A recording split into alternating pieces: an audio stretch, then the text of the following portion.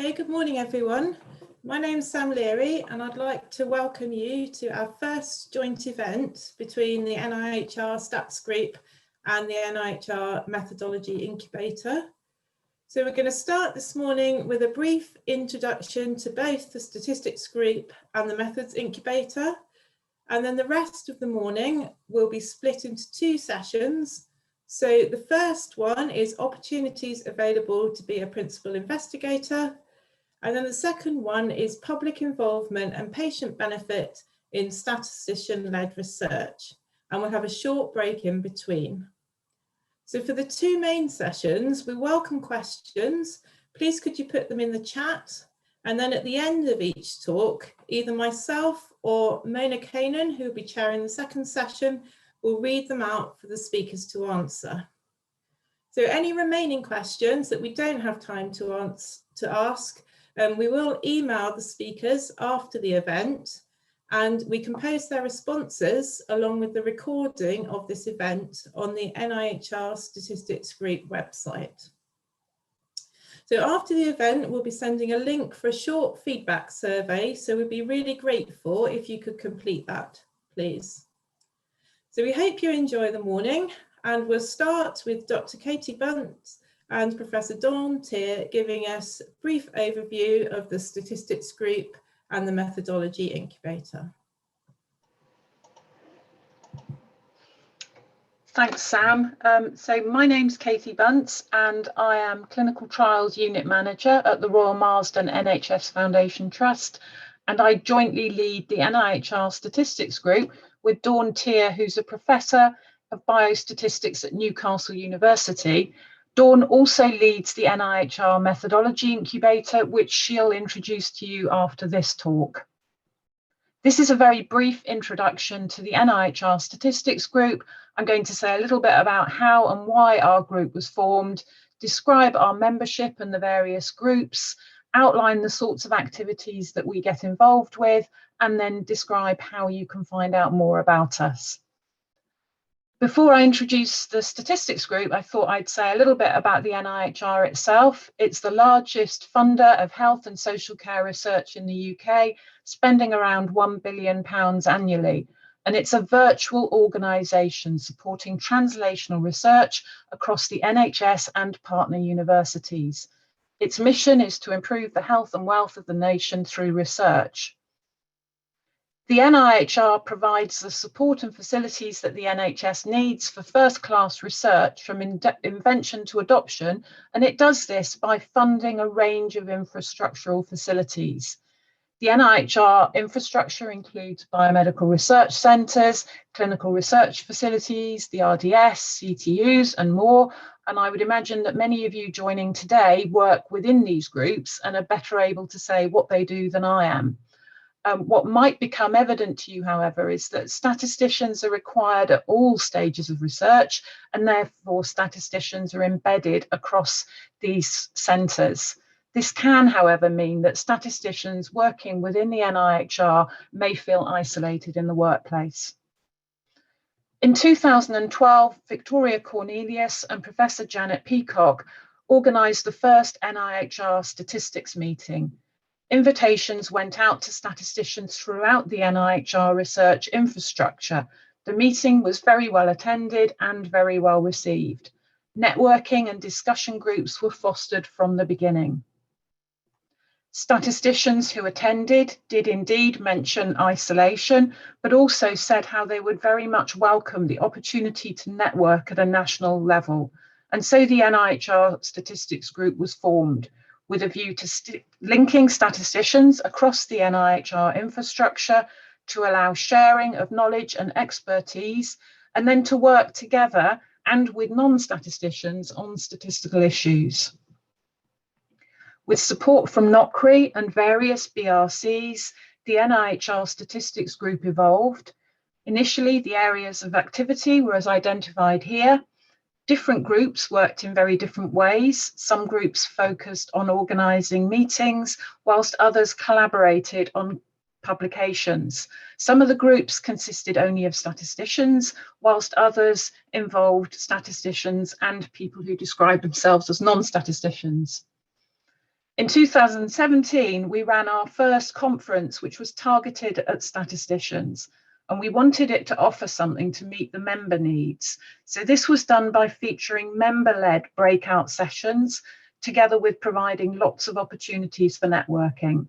Some discussions were discussion groups and some were educational, for example, updates from ongoing statistical projects. And 3 further strong groupings emerged: routine data, statistical literacy, and the career development group, who very kindly organised today's session in conjunction with the NIHR Methodology Incubator. The career development group has added an early career event to our conference and established a very successful mentorship scheme. To summarise, our collaborative network has been fostered, nurtured and developed by the critical mass and enthusiasm of our members. Different groups work in different ways, and groups are established where a need for collaboration and activity is acknowledged. We have a steering group and an executive committee, and the steering group will support development of new groups. So our latest groups are risk benefit assessment in clinical trials and social care. There's no specific expectation on how a group has to operate. It's driven by the members who attend and bring the enthusiasm. This was a snapshot of our membership in 2020, showing input from across the NIHR infrastructure. We see ourselves as inclusive, and it's free to join the group. We now have over 600 members from all over the UK and some beyond, and approximately 10% of our members describe themselves as non-statisticians. Whilst the groups operate in different fashions, the steering group has established a mission statement. We feel that this captures the essence of our spirit and emphasises our commitment to the importance of adaptive collaborative network. It also puts the importance of two-way translation between statistical methodology and statistical application. For those of you who want to find out more, please visit our website where you'll find more about the groups. And on the website, you will find a link which indicates how you can join, and we're strongly encouraging you to join our conference, which will be happening on the 24th and 25th of June. Being a member of our group doesn't have to be onerous. It means that you'll be the first to hear about our meetings and may be invited to take part in surveys to guide our future meeting plans. And I am now going to hand over to Professor Dawn Tier, who is going to talk about the NIHR Methodology Incubator. Thank you.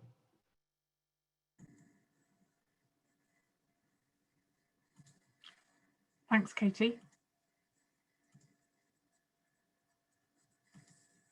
Okay, hopefully that is my slide set being shared. Okay, so it's a great pleasure to be one of the opening speakers at this really well-attended event today. And I'm going to be telling you a little bit about the Methodology Incubator, which is quite a new venture. The NIHR has launched this incubator initiative in an acknowledgement that a fresh approach is needed when there's a recognised issue with research capacity. So this initiative allows quite a bespoke and community-driven approach to the problems.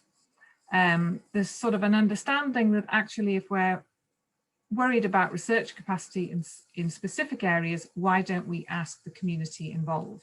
And so the first role in any of these incubators is to bring together the stakeholders and partners to form the foundations for building these identifiable communities. So the NIHR has 10 incubators in existence at the moment. The first year of launch, there were 6 that emerged from sort of a burning need. 3 of these were along with the with NIHR schools. The Health Data Science Incubator was launched with Health Data Research UK, and then 2 area-specific incubators were also launched. The following year, the NIHR actually put out a call for people to express interest in forming incubators. And as a result of this process, 4 more were launched last year, and one of them is the methodology incubator. So we were formed just over a year ago, just as the COVID pandemic really took hold. So it was a strange time to start this new initiative. The incubators have 3 years to make an impact. And you may find it interesting that this incubator has grown from 4 distinct incubator proposals. One of the proposals was submitted by the NIHR statistics group, and the other 3 have formed 3 other work streams in this incubator. And at the moment, all the work is overseen by the steering group, which consists of a broad range of methodologists. So that the vision for the incubator is captured in this paragraph. We're about working to increase research capacity and methodology. This is involving research methodologists. We're really focusing on careers, how to attract people into rewarding careers, retain them, and also think about how to support training and development needs when methodologists are frequently expected to work in emerging applications. And finally, the incubator is going to work with the NIHR and the funding bodies to seek for increased opportunities for methodologists to be able to apply for funding for methodological research. So one of the first things that we needed to sort of define for the incubator and try to form a community is who is included in our definition. And we agreed that we would have a broad definition of an NIHR methodologist, which is captured in this slide. It's captured by what people do. So methodologists are people who develop and apply procedures, tools and techniques for gathering, accessing, analysing and interpreting data in health, public health and social care research. So that's our broad definition. And below are some of the examples of methodologies that the incubator either currently includes or would really welcome applications from. And this is not an exhaustive list. So we currently have 7 work streams in the incubator. 4 of these, as I said, have emerged from sort of distinct proposals that were submitted. So that's the statistics, economics, health data science and paediatric methodology. So we have 3 discipline-focused work streams. We're really pleased that the qualitative research stream, which is quite recent, has actually got going with a great start. It's got a great leadership team led by Claire Jinks. And we're really pleased that we've got so many qualitative researchers joining us, but we're keen to have other methodologists joining us all the time. We have 2 broader work streams that are open to all methodologists. That's awareness raising and internships and training. And you may have seen recently that we've actually been able to run a pilot intern scheme from that internship work stream that was run by James Wace. So we hope to be able to update you on the progress of that.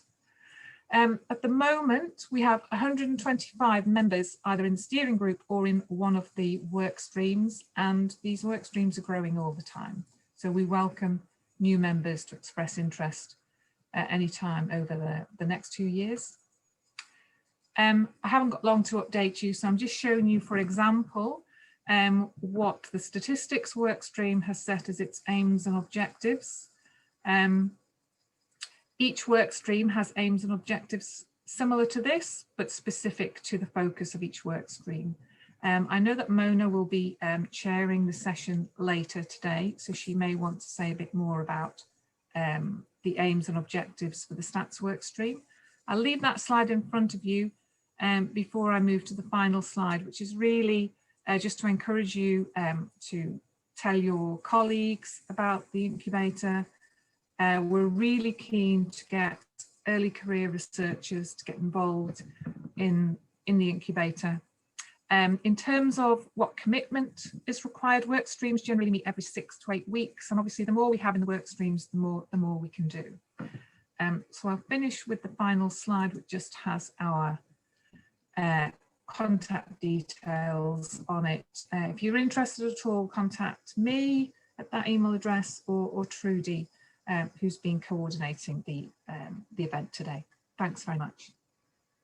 Okay, thank you very much, Katie and Dawn.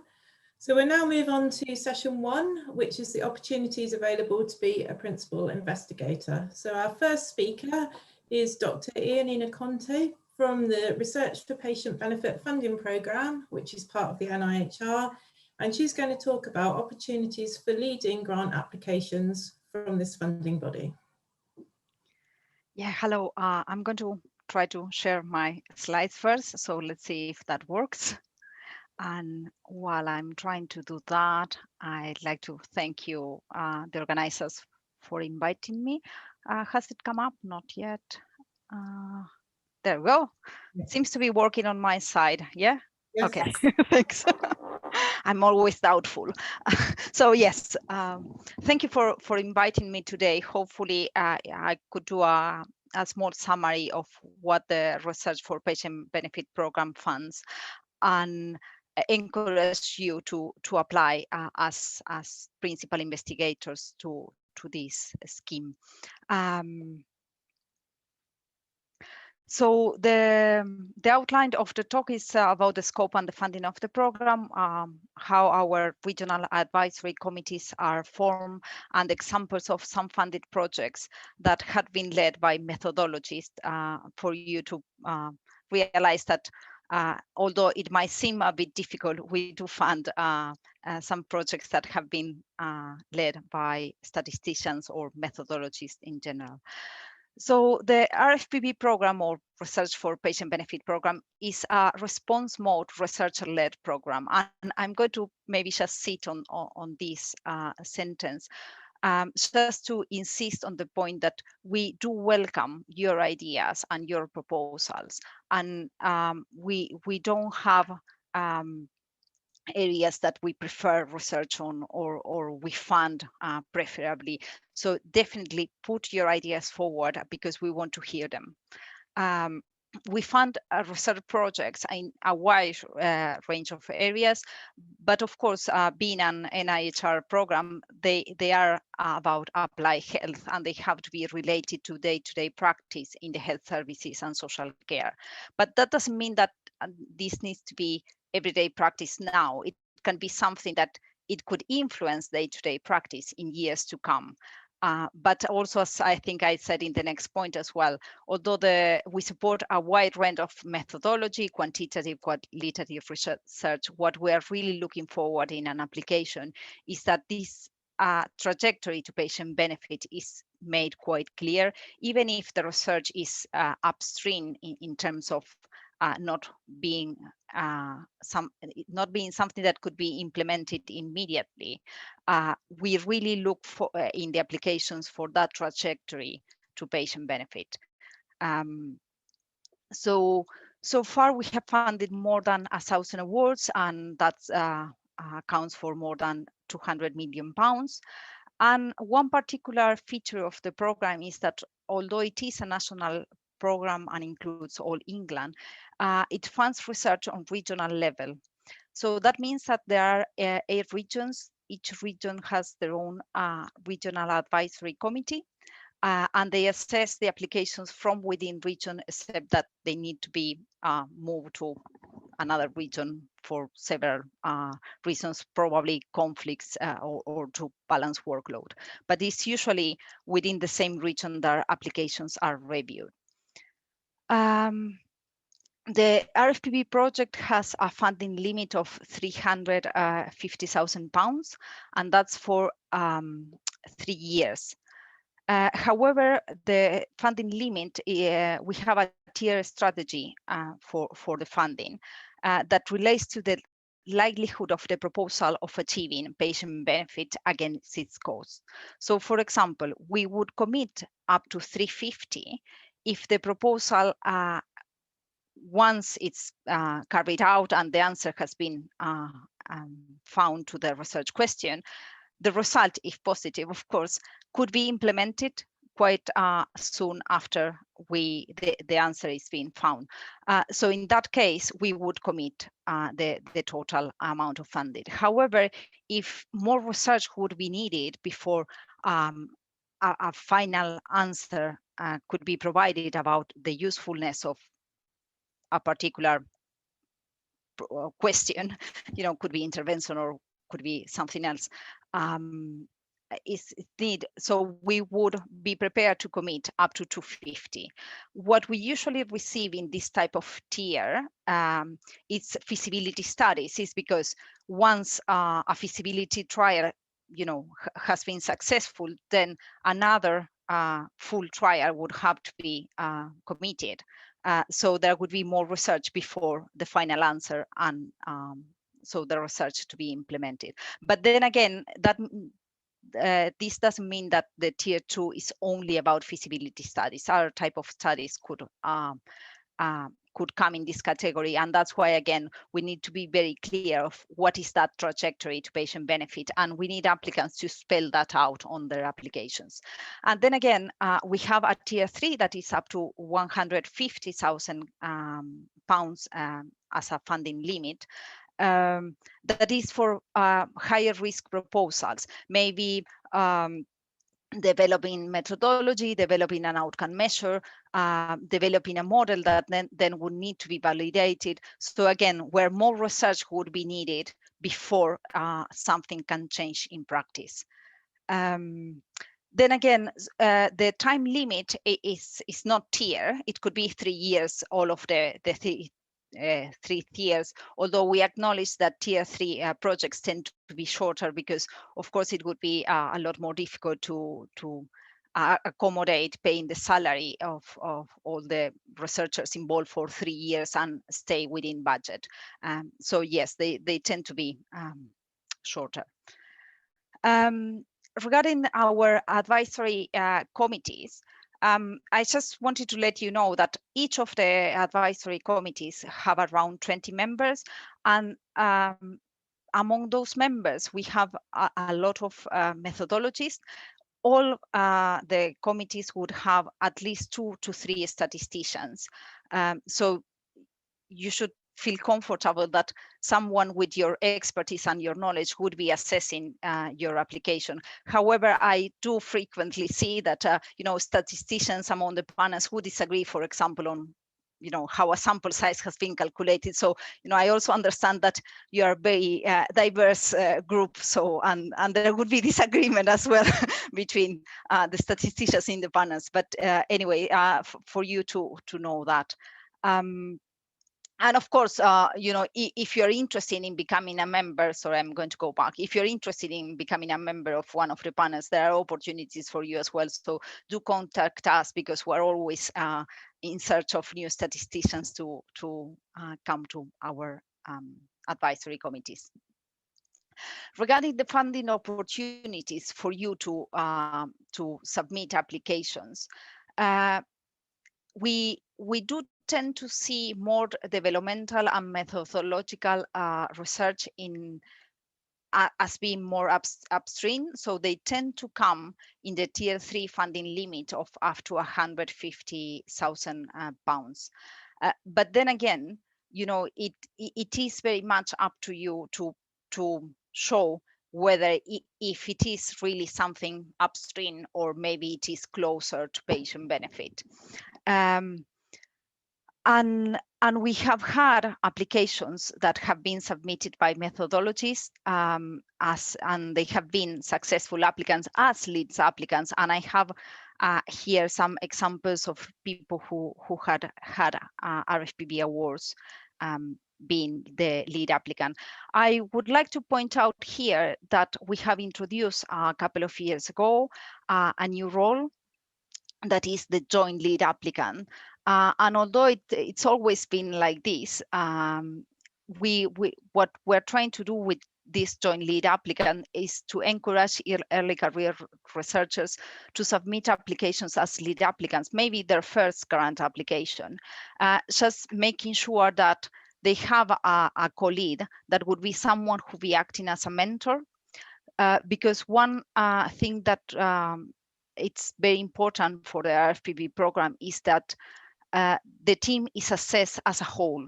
We look for the teams to have all the required expertise, not only the lead applicant. So it might be that the lead applicant, it's an early career researcher, but the rest of the team would provide the knowledge and support for that person to lead and learn through the process as well. 2 minutes, please. Yeah, thanks.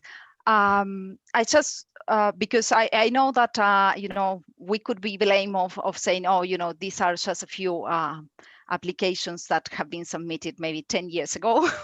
So I just put in the slide some applications that we received in the past a few competitions that were led by methodologies. I'm not going to read the titles, and you will have the slides for you to see.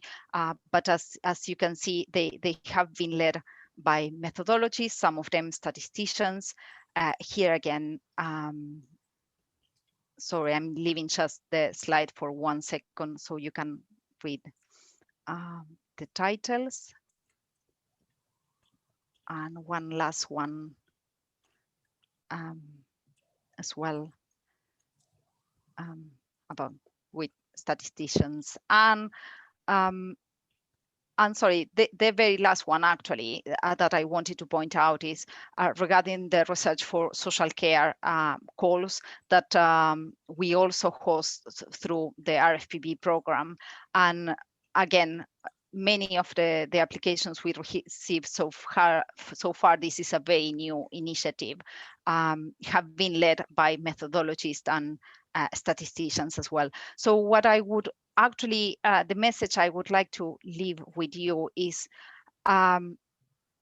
put your proposal forward, because that even if you feel that we haven't funded this research in the past, it doesn't mean that we don't fund it. It's that maybe we haven't received those proposals. So definitely check the scope of your research with us. You can ask me now, you can contact the team at rfpb@nihr.ac.uk. I need to correct that slide.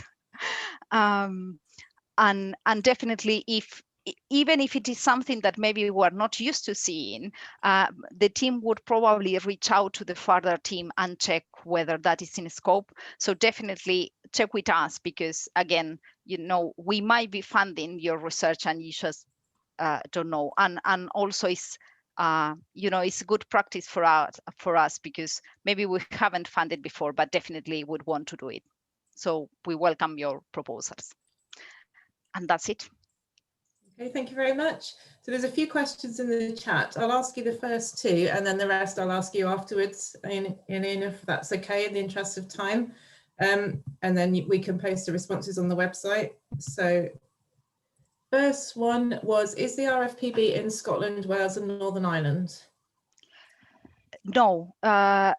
We do fund in England, so the contracting organization has to be in England. That doesn't mean that some of the researchers or the organizations, a collaborator, could be in the other nations, but the contractor would have to be in England. Okay, thank you. And then the other one is, can a feasibility study be researcher-led only without collaboration with a CCG? What do you mean researcher-led only? Probably I don't understand. Okay.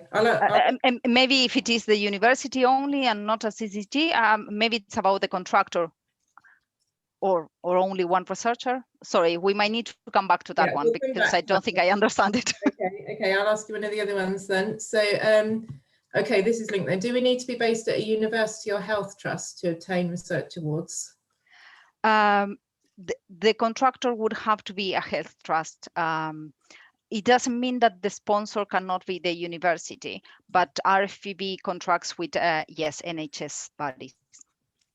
Okay, thank you. You've got quite a few more questions, which I will send to you afterwards because it'd be interesting. Happy to reply them after. Yeah, definitely. Thank you very much. Okay, let's move on to the next talk then. So it's Dr. Rosalind Roberts from the Better Methods, Better Research funding programme, which is part of the Medical Research Council. And she's going to talk about opportunities for leading grant applications from this funding body. Thanks very much. Hopefully you can see my slides there. Yep. Great, so thanks for having me. My name's Rosalind Roberts. I'm a Programme Manager at the Medical Research Council. And I'm going to tell you about opportunities for funding within the MRC NIHR Better Methods, Better Research Programme, which was formerly known as the Methodology Research Programme. But we've moved to a name that better reflects what we're trying to achieve, which is to fund underpinning methodology in order to improve health research. So just briefly, across MRC, we do fund methodology research as applied methodology within the boards. So MRC has several different boards who fund kind of different flavors of research. And also within our larger investments, programmatic programs of methodology research within our units, and also within our fellowship programs, so individual awards that will allow people to develop their methodology. But I'm going to focus here on the BMBR program and the funding that's available for underpinning methodology research. So as I mentioned, we're co-funded by MRC and NIHR with an annual budget of £4 million, which is without ring fence. And we receive a really diverse range of methodology applications. So across the board of MRC and NIHR remit. And we have 2 deadlines each year. We usually receive 30 to 50 applications and fund 4 to 6 awards each meeting. And there's a wide range of values and timelines associated with those. And I'll get into the different types of awards that we fund in a second.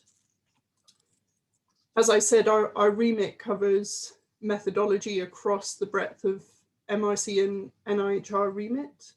And what the panel are really looking for are methodology questions where there's a really clear need for the development of new methodology, and where that has been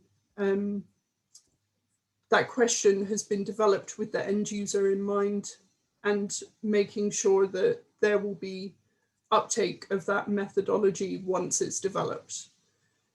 And a key point as well is that the methodology needs to be generalizable. So it's not just specific to one use case. And while that can include primary methodology research, we will also fund research that will lead to better understanding of methods and better access for researchers to particular methodology. And again, what the panel are really keen on is that the methodology that's developed does end up having an impact. And so the plan for dissemination and uptake within the research community is a really key part of the application, and we do support that. In terms of the different types of awards that we fund, there are project grants which are investigator-led.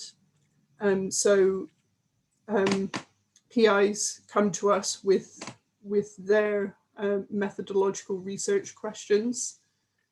We do every year or so publish strategic opportunities. So these are methodology areas that have been identified as an area of real difficulty or a real strategic priority. And while those won't be given priority within the funding round, if they score well, if they're in the fundable range, those will be given an uplift at ranking. I also wanted to highlight that we support collaborations with industry. These are MICAs, and embedded methodology grants, which are for PIs who have received NIHR funding, who find that there are methodological questions within that research program that, if they were answered, would really enhance that program of work. And so they can come to us, to BMBR, to request extra funding to answer that methodological research question. And another type of grant are partnership grants. So these are bringing together different researchers and kind of developing a program of work that will add value across that particular methodological landscape. And one example of that we have funded is the Trials Methodology Research Partnership, which has done a really incredible job of doing that within the trials methodology landscape. And finally, I think this might be of most relevance here, are new investigator research grants, or NERGs. And similarly to the strategic opportunities, these aren't prioritized, but if they get to the ranking stage, they will be given an uplift. And I just wanted to highlight here the types of support that MRC can fund for the transition to independence. So one is the NERG, which I just mentioned, and the other is fellowship. The difference is that with a NERG, it's not a personal award, so you can have co-investigators, and it will support 50% of your contracted working time, and your institute is expected to support the remaining salary. What's really important for both of these is that we expect the institute to clearly commit to supporting the researcher on these grants. So not just supporting the salary, but also providing mentorship and clear career development. And that's something that we often have to ask applicants to go back to their research institute with. And I think we've been told that kind of having that clout that MRC want this helps organizations to commit to more. Just quickly, a bit more on eligibility. Those things marked in red, we don't fund, but I just wanted to highlight along similar lines, MRC developed a few years ago this new researcher co-investigator applicant eligibility. So if you're, for example, a senior postdoc and you've contributed intellectually to the development of a grant, but you're not eligible to be a co-investigator, you're able to be named as an investigator on a grant as a researcher co-I. So that's really great for having grant applications to include on your CV. Finally, I just wanted to highlight a new call that we're putting out, which the deadline is in June, and that's for developing guidance for better research methods. So we'll make 2 awards of £60,000 per year to develop guidance in areas of methodological uncertainty. And this follows on from a previous program, and you can see some of the examples here below.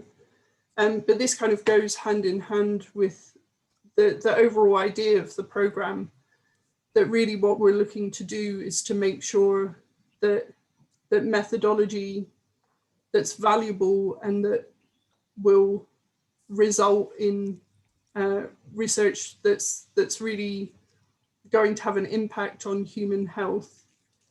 This is part of that effort. So finally, I just wanted to highlight our upcoming deadlines. So we have a June and a November deadlines for better methods, better research.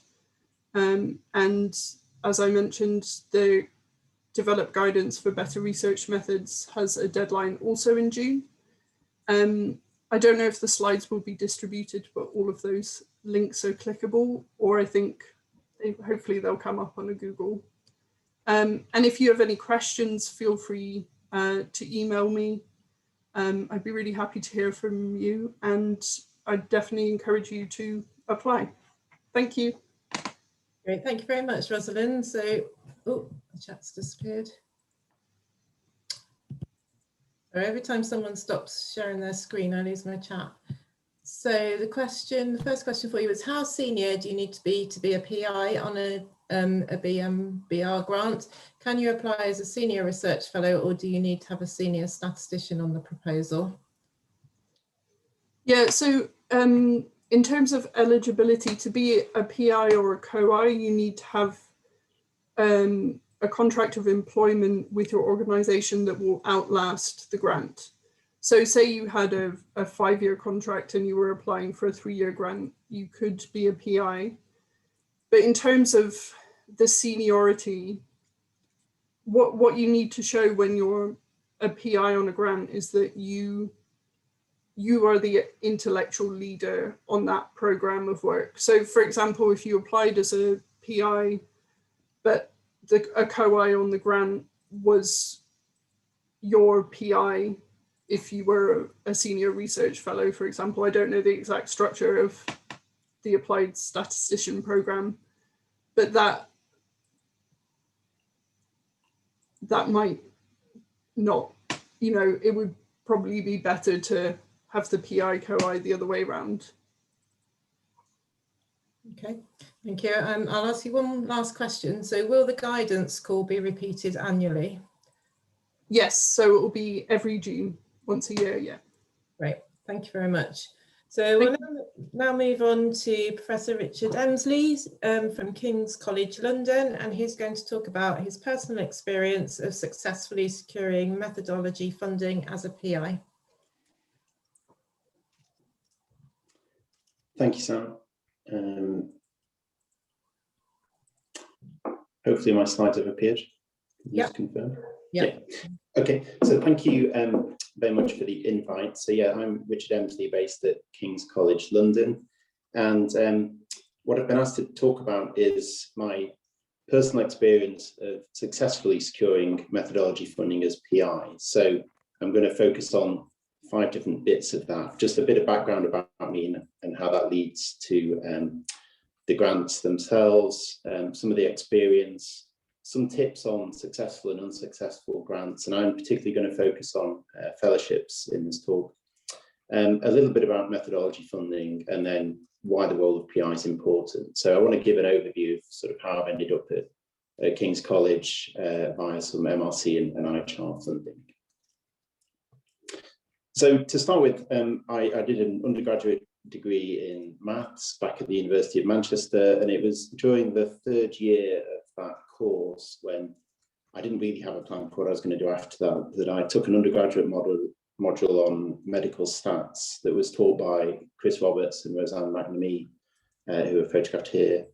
And I sort of became a bit interested in the idea of non-compliance adjustment in trials, and that maybe intention street analysis wasn't the thing I was particularly interested in. And that led to me undertaking a PhD in biostatistics, also in Manchester, supervised by the late Graham Dunn and Andrew Pickles. And following the PhD, I had what you might consider a sort of fairly linear route through research and academic posts at the University of Manchester for 10 years. And then got to the point where I was debating whether to stay in Manchester or whether to move, and took a position at the Institute of Psychiatry, Psychology and Neuroscience at King's College. And then in 2019 was lucky enough to be awarded an NIHR research professorship. So broadly, where all of my methodology research has tended to focus is around clinical trials.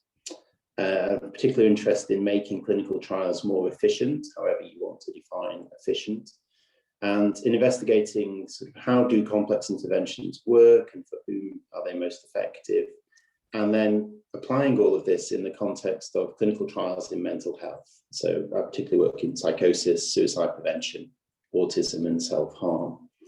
And what that has led to is a quite wide portfolio of research funding, from individual fellowships, from methodology grants as a co-investigator, and lots of what I would call clinical grants, where I'm an applied trial statistician, but also a co-investigator on the grant itself.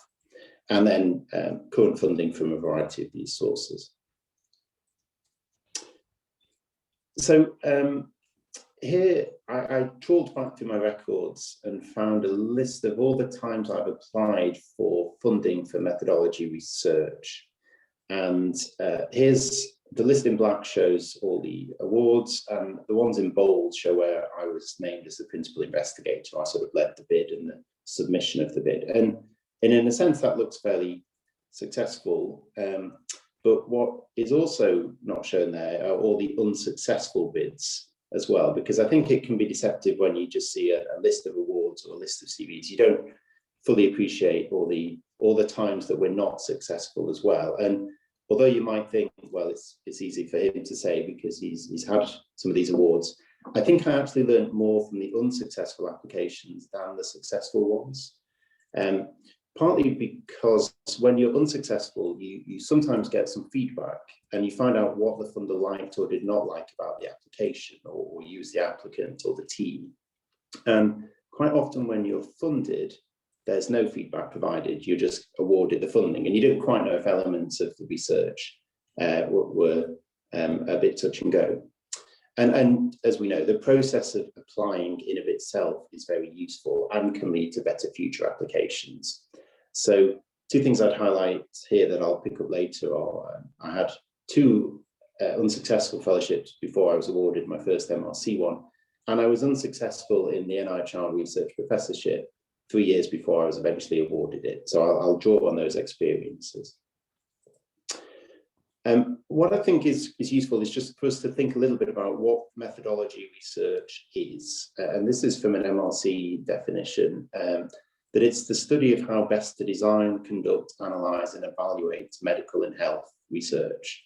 So what we want to do is develop the best methods in a variety of areas. And I think this is very broad. We can consider most of the research that we would do, we want to develop methodology within these areas. And what should underpin it is a research need which you can evidence that shows how this research in methodology will benefit within the remit of NIHR or MRC. And so you've got to think beyond a single case study or a specific example and think, how is it generalizable beyond this one particular trial? And an encouragement to show early engagement with a broad range of what are termed end users, be they patients, be they clinicians, be they other methodologists for whom you want to develop the research. So I think it's also worth reflecting on what our strengths are as methodologists. And I think one of those is horizon scanning and an awareness of what happens in other clinical disciplines. So particularly in clinical trials, where I've had a role where I've worked in mental health, but I've also known what's going on in clinical trials in oncology, in dermatology, and other disciplines. Because as clinical trialists, we go to clinical trials conferences and we speak to each other about those issues. But in speaking to clinical colleagues, the majority of the psychiatric community that I speak to do not speak to oncologists. They read different journals, they have very different meetings. And so they're somewhat unaware of what might be happening in terms of methodological developments. And so partly this was the pitch I made to NIHR, was that I can see that maybe oncology is 10 to 15 years ahead of mental health in terms of its clinical trial infrastructure and its design, and that actually we could learn from that, or we could see why it's not working in mental health and apply it.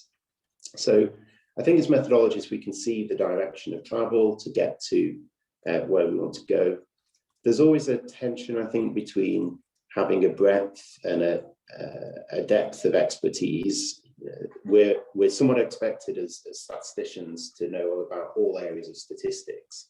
and yet clinicians potentially, you know, are very specialised in one clinical area, and they somewhat struggle when we potentially say, well, I don't know anything about that, and they say, well, you're a statistician. But there is a balance to be struck between knowing about different methods across our own disciplines and also going in depth in a particular clinical area so that you can really understand the nuance of the problem there. But I think these are strengths, and I think we should make these parts of our pitch when we're applying for funding.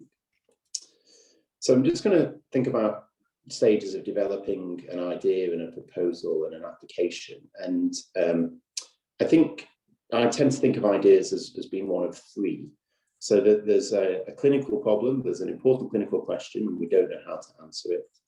There's a methodological problem where we say, well, this assumption in this method is unlikely to hold in real world settings. So how can I tweak that assumption or develop an alternative method?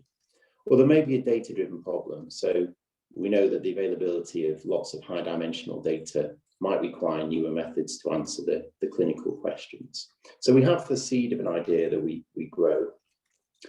And then we need to develop a proposal, and I won't go through all these, but we need to ask ourselves some key questions. So where do we want the field to be in 10 to 15 years? That's how we can gain some ideas, listening to opinion leaders in the field at conference talks or webinars, and then think about how you personally can move towards that goal for your field and where you can contribute.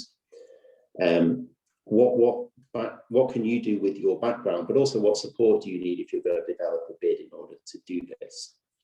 It's important to target the right funder. I think, as we've heard, you know, the differences between, say, NIHR, RFPB, and MRC are somewhat stark. So you need to know where is most applicable for sending your application.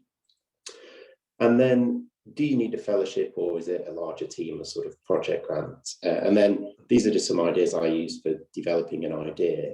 One thing I would highlight is once I've written a research program down, I then tend to trim a chunk of it off to make it more feasible. I think we always think we can over-deliver and solve everything within one grant, and I think that generally is unfeasible. So for how long would we set aside to develop an application? Well, obviously as long as we have. I think for this particular fellowship I now hold, I've been thinking of applying for it for many years and developed the ideas and sort of road tested them. I think for the majority on the call, you're probably not at the career level of applying for this. So I was thinking about an early career application for a fellowship where it very much built on my PhD work, but there were problems with the application. I think in hindsight, it was the wrong scheme. It was written within a week. I didn't think through the content and probably hadn't thought about resources. Because I'd done it quickly, there was a lack of internal peer review. And sort of this was me at the end of preparing that. But I think all of those issues were then reflected in the referee's comments. And because there was no interview stage, there was no chance to respond to some of those critiques. So in taking that experience, I then applied for a fellowship a few years later, and this one was successful. And it was a much better overall proposal because it built on more of the previous work. I spent longer preparing the application, although probably still not long enough. It was a more targeted scheme for where the project should be, and more so for my own development.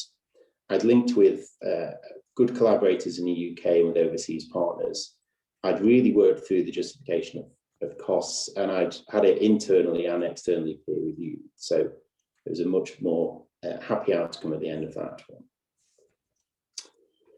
And so when you're considering an application, I think it's important to think, you know, it is a trade-off between finding funding to support your post, if you're needing to do that, and finding the right funding as well. And those two things don't always marry. And of course, supporting your post is the primary goal quite often.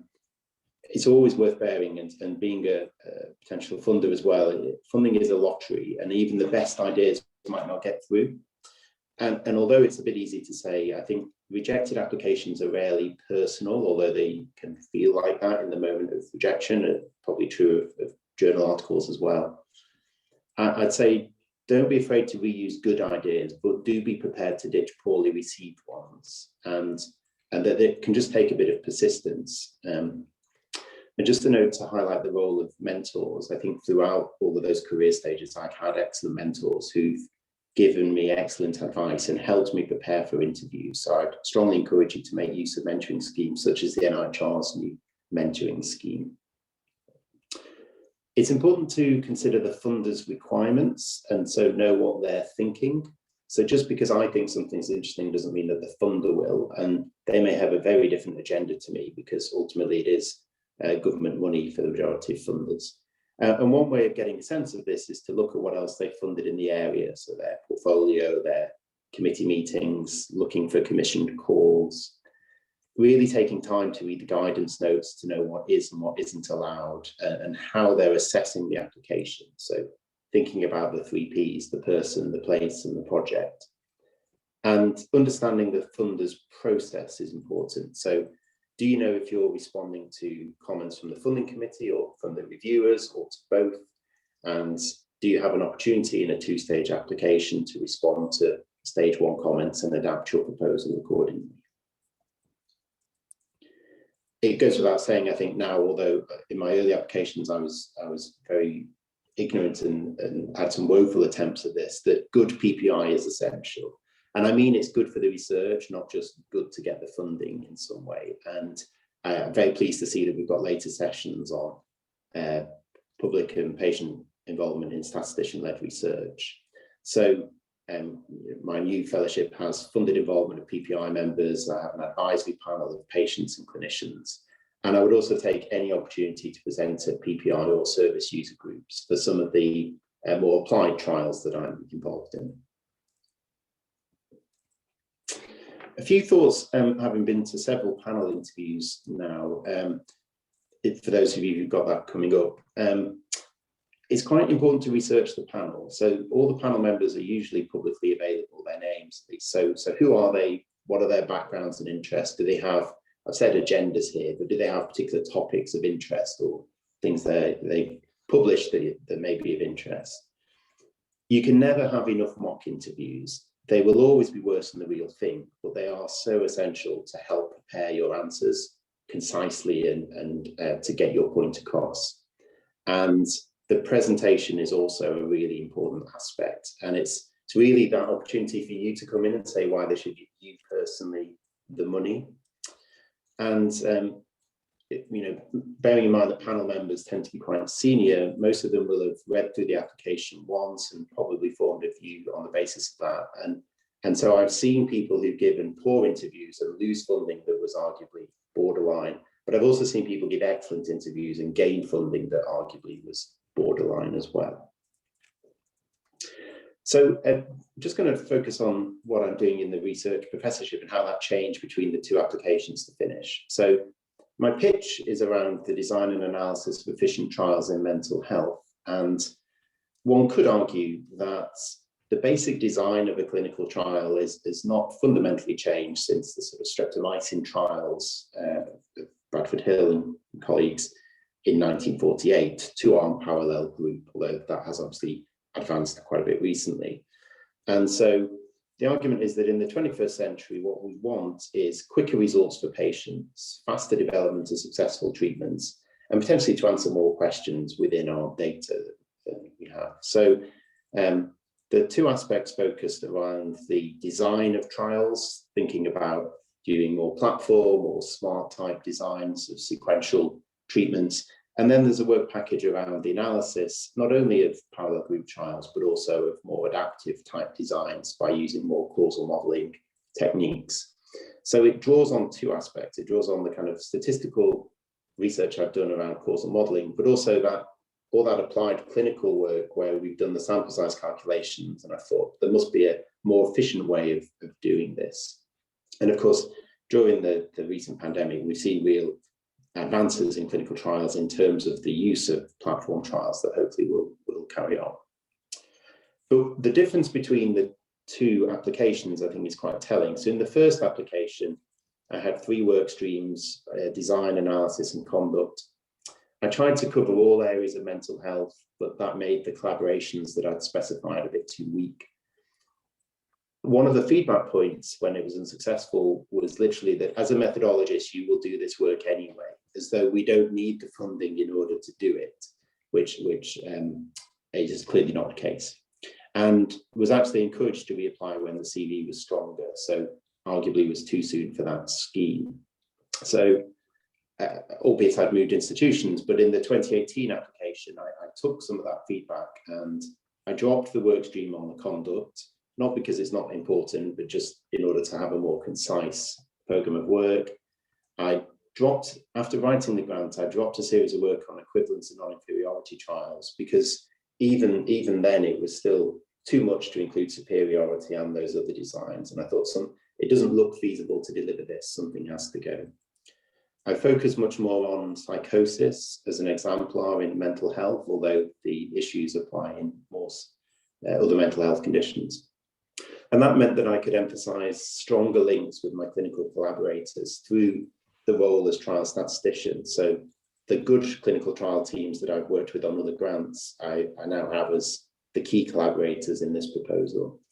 And addressing that methodologist point, emphasize that unless you give us dedicated time, the work will not get done due to all the other work pressures we have of teaching, of time on potentially other people's grants. You know, we're still involved, crucially, as co-investigators, as trial statisticians, but it doesn't quite feel like our own research. So my final slide is some concluding thoughts. How important is it to be PI? Well, you have the benefit that they're your research ideas, and therefore it should be something that you personally are passionate about, and that you then get dedicated time to devote to it, and if required, resource to support it. And if you can, build yourself a good team of co-applicants and clinical collaborators. Look for all the available schemes from the funders to find the right one. If it's a good idea, it's definitely worth persisting, but don't be afraid to switch topics or trim parts of the research. I think sometimes I've become too wedded to an idea and realize too late that it's not worth pursuing. And finally, to demonstrate that there is an evidence research need. So generalizing beyond that single case study, because ultimately we want good methodological research to lead to patient benefit. So thank you again for the invite and attention. I'm happy to be contacted through any of those means and answer questions now. Okay, thank you very much, Richard. So we've got some comments about your impressive track record. Sorry, I've lost the chat again. And there's a question, so where do you get the stamina and the motivation from?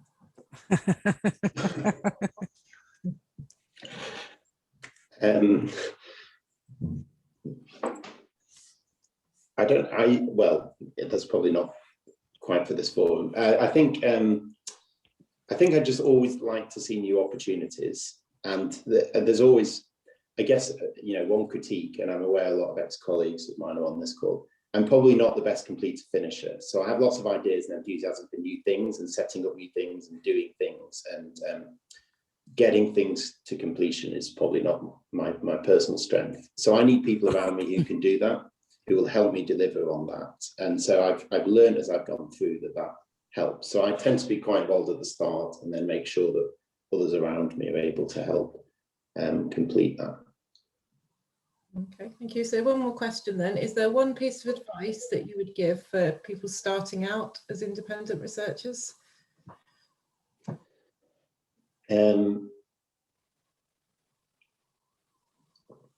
I think it's that be passionate about what it is you want to research. Is that so? I mean, I actually, my motivation is less about trials methods and more about improving the lives and the treatment options for people with severe mental health problems. I think that's a really crucial thing. And for me, one attempted suicide is too many, let alone completed suicide. And I'm quite passionate that we get to the point where we can develop interventions that don't make that happen.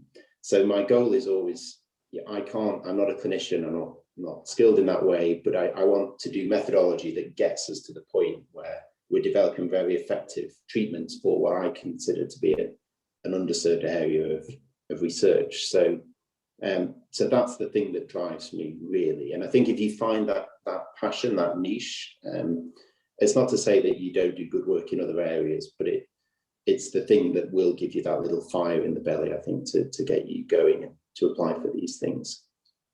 Okay, great. Thank you very much. So we now move on to our final talk in this session. So it's Dr. Jonathan Bartlett from the University of Bath, and he's going to talk about his personal experience of successfully securing methodology funding as a PI. Thank you, Sam. Thank you for the invitation to talk today. It's a pleasure to be here. And also thanks to Richard, because he shared a version of his talk that he'd given at a previous event, which I have shamelessly used to hope for good use in preparing my slides and making them less boring than they would have been had I not had the benefit of seeing Richard's. So I'm going to talk a little bit like Richard did about my career path, to sort of put what I'm going to say afterwards into a bit of context, and give hopefully some slightly different perspectives on research funding. I've got much less experience than Richard has, as you'll see shortly, in terms of applications for research funding, but hopefully I've still got something useful to add. So I also did maths at the start of my career. I did maths at Warwick, and then towards the end of that, lots of people doing maths were and still are go into sort of finance type jobs, and I decided that that wasn't really what I wanted to do. My dad had had a cancer diagnosis recently, and at first it was sort of terminal, and I was sort of passionate to do something with my mathematical skills that would really make a difference to people in some way eventually. So that led me to finding the idea of doing medical statistics. I started to do more statistics towards the end of my maths degree and took a medical statistics unit with Jane Hutton at Warwick, and that sort of inspired me to pursue it further. And I then took the MSc in medical statistics at LSHTM. There's somebody's face here that some of you might know, Rhiannon Daniel. She's there because I met her then, and she comes back into my story a little bit later. So I took this MSc and really enjoyed what I was doing, because it was, for me, something which combines some maths and some statistics, but with real applications. I used to really be bored. Don't tell some of my colleagues in the Bath Maths department this, although I have shared it with some of them, and I share it with my students sometimes who are studying maths. But when I took pure maths modules, I used to fall asleep. I would fall asleep at the start of lectures, just because it was so dry. And when I came to medical statistics, I thought, this is fantastic. I can really apply this the sort of mathematical skills to something real and applied, and solve people's problems. And so after that, I was lucky enough to get a one-year post as a research assistant at LSHTM, working with Stuart Pocock and Bianca de Stavola. I didn't really know what I wanted to do career-wise, and I'd never conceived of the idea of doing a PhD. I didn't, apart from the people who'd been teaching mine, I didn't have any family or anyone who'd ever done a PhD. But Bianca de Stavola really convinced me that, Jonathan, you should pursue this, and this will be good for you, and you'll really enjoy it. And the nice thing, unlike Rhiannon, who went straight into a PhD, I didn't think I would necessarily want to do a PhD straight away, but I also didn't know what I would do a PhD on. And being a practicing statistician for 1 year and getting involved in some projects helped me to find some things that actually really interested me, and that I then pursued as a PhD topic, also supervised by Chris Frost and Bianca de Stavola at LSHTM. So my PhD was around measurement error and life course epidemiology, but it had lots of sort of interconnections with missing data. And after the PhD, I started on a position funded by an MRC grant with James Carpenter at LSHTM on developing methods for multiple imputation. And this was a really important time for me, because it exposed me to, it's sort of connecting with what Richard was saying earlier in terms of working with different people and the diverse benefits I think you get from working from different people and their different skills and their different perspectives on things. Because James really taught me a lot about lots of the things that I've then been doing for the last 10 years. He also helped me sort of recognize what I now believe too, and I'll come back to this later, about the importance of, if you're doing statistical methodology, making sure that the things that you do are actually going to be usable by the people that you're intending them to be to use them. And so part of that was on this grant, going and teaching missing data courses. So me and James went all across different universities and institutions in Europe, teaching short courses on the methods of missing data, including some of the things that we were working on. He also had a website set up, which has become quite a useful resource for people around the world on missing data techniques, which I was sort of charged with looking after. And again, I sort of took that, as I'll come back to later, as something that I've sort of used now for my research in terms of dissemination. So after that, I applied for an MRC Career Development Award in Biostatistics. I was still at LSHTM, and that was sort of further pursuing missing data methods. I applied for that, and I also applied for an NIHR one, and I was lucky enough to be offered both of them, and I ended up taking the MRC one. And I'm going to talk more about the grant side rather than the fellowship there. I was coming towards the end of that fellowship and wondering what to do next. So at LSHTM, you don't, at least then, you didn't really get permanent positions until you were almost a sort of full professor. So you had to find funding one way or another to continue your post. And there's some drawbacks to that, obviously. But one of the advantages is that it sort of makes you sit back and consider the range and spectrum of possibilities for your career's next step. And I was thinking of applying again for more research funding when I think I just saw an advert on Allstat for a position at AstraZeneca in their statistical innovation group.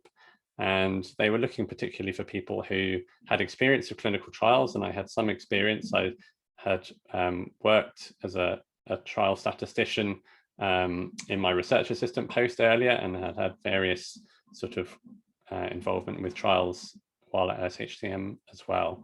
And so I took this position in the statistical innovation group at AstraZeneca in Cambridge, where basically we had a sort of role consisting of a consultant to statisticians in drug project teams. So when they had problems or aspects of the design of trials that they wanted to get help with, colleagues in our group sort of assisted them in answering those questions and trying to help them improve the design and analysis of the trials. And then also a role in terms of doing more research type projects in terms of developing new methods and publishing them. So I had a really great time at AstraZeneca, but after 2.5 years, I decided that I wanted to go back to academia. And I was sort of thinking, if I do want to go back to academia, if I stay in industry for longer, maybe it will get harder to go back to academia in terms of not doing the sorts of activities that if you apply for an academic position, you would be expected to have done. And I don't know whether that's true or not, but that was my sort of personal prediction at that point. So I then returned to academia to my current post at the University of Bath, where I'm a reader in statistics. So my role now is core funded by sort of teaching, essentially, by the university. But then I also now have an MRC grant, which is why I think I was invited to talk today. So yeah, I mentioned earlier, I applied for a fellowship earlier at LSHTM, and then since I've been at Bath in the last couple of years, I applied for an MRC grant that I currently have. So compared to Richard, one of the questions, and I completely agree that looking at the number of applications that Richard did, it's quite amazing. I personally don't think I have the capacity and stamina to do that. I've made far fewer applications, so I probably won't be as useful in terms of the amount of experience I've had of applications, but this is what I've sort of come to conclude after the one fellowship success and one grant success. So the grant idea came from a mixture of my working with James Carpenter in missing data methods at LSHTM, and also the clinical trial methods work at AstraZeneca.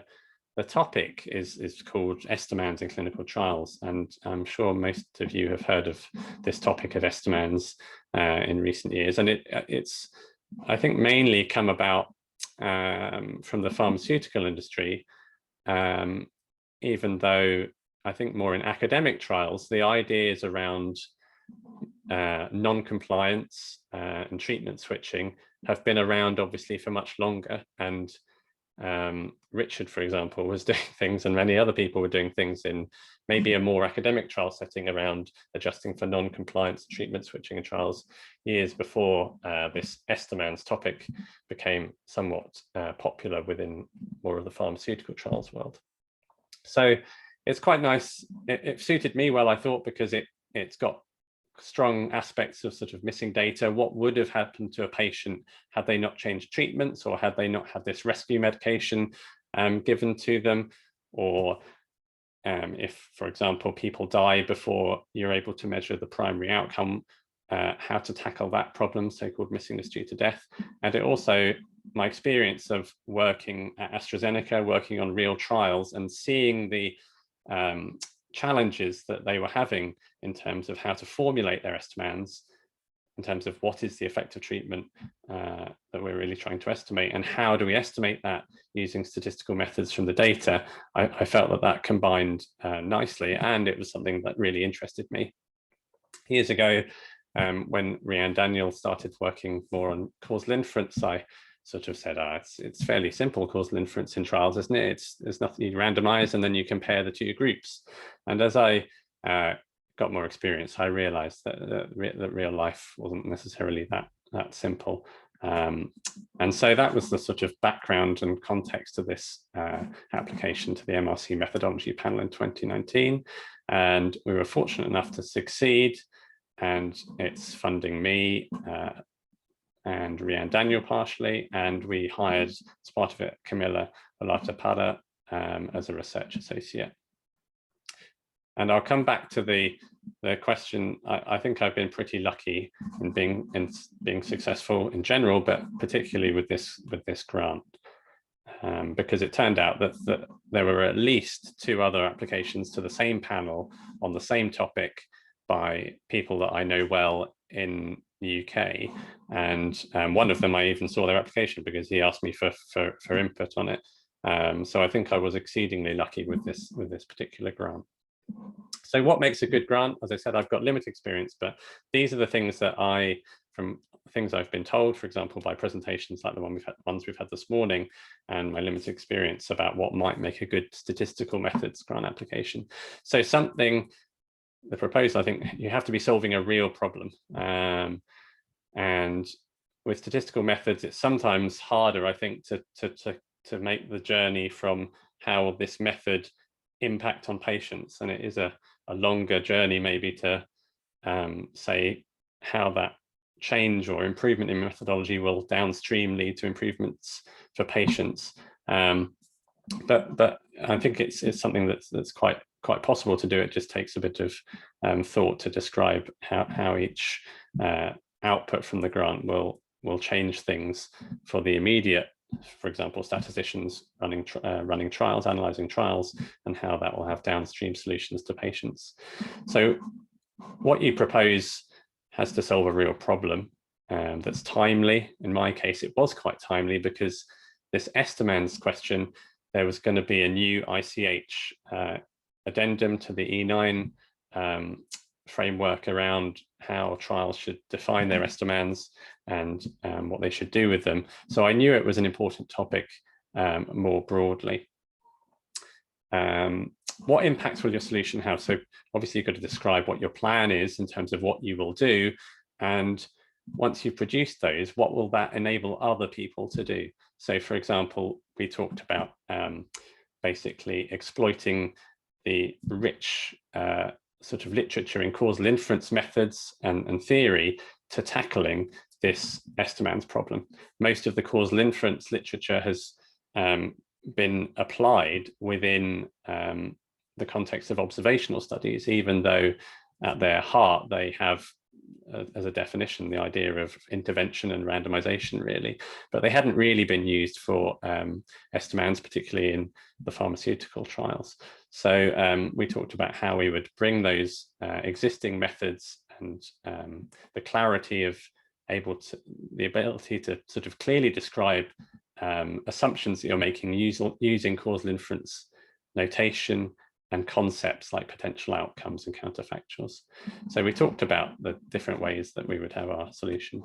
Getting the right team, industrial involvement, implementation, communication, dissemination. So I'm going to talk a little bit more about those other things. So yeah, identify a problem that you faced or people that you work with have faced, so that you have the confidence to characterize what that problem is accurately and come up with some tentative solutions. And this often is a bit of a, I guess, a judgment call as to how well evolved your plan for what the solutions need to be at the point of writing the application. In some cases, you might have a pretty good idea of what the solutions are, but in other cases, part of the research will be about exploring what are good solutions for the problem. And I think it's obviously important to be honest about what you think can be done and what things have to be explored as part of the research. Sorry, I've jumped ahead, as I often do. I jumped ahead in my talk and talked about the estimand. This slide is just showing us the ICH E9 addendum on estimands, and I've already talked about this. So as I said, I knew that this estimands question was going to become increasingly important for particularly clinical trialists in the pharmaceutical world, and so I thought it was a timely topic and one that I could bring something useful for. So the anticipated outputs for our grant were to improve the sort of guidance available for how statisticians would go about choosing which estimand to have as their primary estimand in a trial and which statistical methods to use to estimate those estimands. As I said a minute ago, to use or exploit the causal inference methods that I knew existed, but I wasn't an expert on, as I'll touch on again in a second, to this problem of how to estimate different estimands in clinical trials. And then where appropriate, develop new estimation methods for certain estimands. So we knew that obviously there's a wide variety of techniques in causal inference for adjusting for confounding and non-compliance, but we identified a few areas in the case for support where we thought some new methods might be needed. And then on the topic of sort of dissemination and making sure that the outputs actually have an impact, we emphasized the importance of developing where needed, where there were gaps, open source software in terms of packages in R and Stata implementing the methods. So what will the impacts of this grant have? Well, hopefully, broadly speaking, improvement in the estimation of treatment effects in clinical trials in many different disease areas. So we gave examples in oncology and respiratory studies and diabetes of where estimand problems are present, and really there are outstanding questions about how to choose the estimand and what you should do in the analysis. So we were able to tie the methodological plan quite closely to real trials that have been run and are running, and hopefully by doing that, demonstrating that although it's statistical methodology, it is tightly connected and closely related to real problems facing trialists right now, and not just in one disease area. Obviously, there'll be lots of cases where it will be more focused on one disease area, but we thought that by demonstrating that the topic had usefulness across a range of areas, the potential for broader impact was much greater. Yeah, and basically that the assumptions which are made by these different statistical methods, that by using causal inference machinery, they'll be able to make those clearer, and that statisticians will be able to make more informed choices about which methods to use in a particular case. A little bit about, please. Thank you, Trudy. So a little bit about the case for support. So this is a key document describing what you will actually do if you're funded. And I think it is quite tricky because it has to try to fine line between going into enough detail about what you will do, because if you're too vague, I'm guessing that you won't be successful because you're not specific enough about what your plans are, but also not to get bogged down in too much in too many details. The people who are reviewing it, I think, are going to be relatively familiar with your area, but might not be absolute experts on the absolute subtopic. And so I think it's a difficult balancing act. To help in that regard, I got my colleagues to look at my case for support draft, and I iterated, refined it over and over a couple of months, basically. So getting the right team, I had knowledge of missing data methods, but I didn't really know that much about causal inference. And so that's where I brought in my colleague and friend Rianne, who is an expert on causal inference, as a co-investigator, and happily she agreed to join. And then once it was funded, we were able to fortunately hire Camilla, who just completed her PhD on the use of causal methods in epidemiology. So we also involved AstraZeneca, where I worked previously, and my former boss, David Wright. And I think this was a good aspect to our application in terms of their involvement on a regular basis in our project to make sure that the solutions that we come up with do address the actual real Esteman questions that they have. And hopefully that means that the outputs will actually be used by people like the statisticians in AstraZeneca and other companies like them. So lots of statistical methods are developed and published, but I don't think are ever used. But the implementation of them, I think, is really important if the outputs are going to be actually used. So some methods probably aren't that useful that get published, and they're not used because they're not useful. But lots of methods just never get used, probably just because they're not implemented, so it's too difficult for people to readily use them. So I'd encourage people to really, think about writing packages in R and Stata. If you've written code that actually runs a method, wrapping it up into a package is really not difficult in R or Stata. With all the tools that are out there, for example, in R, Hadley Wickham's excellent free book on R packages, which is what I used a number of years ago, just took me step by step what I needed to do to take my code and wrap it up into a nice package that people can then download and use so that your outputs really have an impact. So communication and dissemination, just the last bit. So obviously publishing papers and giving talks are sort of a given, but what else can you do? Well, we wrote in 2019, pre the pandemic world, that we would produce videos and put them on YouTube, sort of tutorial videos illustrating the use of the methods, hold online seminars using, I haven't got some deal with YouTube. I just used it here because I thought, I looked into it and you could basically live stream to an unlimited number of people for free about our work. And the idea is to sort of make sure that our outputs got disseminated more broadly than if we just went around doing traditional seminars. Obviously, the world has sort of changed a bit now, and lots of these events like this one are taking place virtually in any case. I also talked about blogging and tweeting. So years ago, I think 2013, I started this website where I sort of wrote my random thoughts as I was struggling to understand things that I was about to teach students. And that steadily built up and has quite a few visitors every month. So I said that I would use that to disseminate outputs, which I think is another nice way of complementing the more traditional routes of publishing papers and giving more traditional seminars. So far I've had some success in getting methods, but I haven't put many applications in yet, and I'm sure the next one I probably won't be so lucky. As I said earlier, I think it is tough in general to get methodological research funding success. And as I said, this grant that I've been successful on now, I know that two other colleagues, I should say two, put in applications on the same topic and weren't successful. So I think putting in a good application does take quite a lot of time. So I'd say start early. I've not put in many applications, but I've spent a reasonable amount of time on them.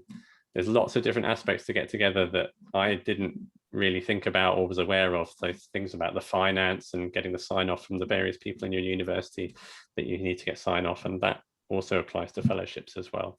But UK funders, obviously, as we're hearing about today, do fund methods research. So if it's something that you're passionate about, which I am, I'd really encourage people to have a go at and participate in it. Thanks very much. Okay, thanks very much, Jonathan. So a question for you: what level of industry contribution is expected via the MICA? I mean, I can't remember what the MRC say, but AstraZeneca's contribution is their time, basically. So my former boss at AstraZeneca, he at the company promises to let him participate in the meetings and have the time to properly contribute. There's no financial contribution from them, but yeah, that's the extent of it. Okay, thank you. Maybe would it be helpful if I just jumped in here? There's no minimum contribution, but the idea is that the industry partnership does contribute either financially or in kind, as Jonathan just said. Okay, thank you, Rosalind. The main thing is just to show you what you want to show, that the inclusion of the industry partner is going to add to the grant and, you know, make it a viable project. That's the important thing. Okay, so thank you very much to all the speakers in this session. That was a really interesting variety of talks. So we'll now have a short break and we'll start the second session at 11:45.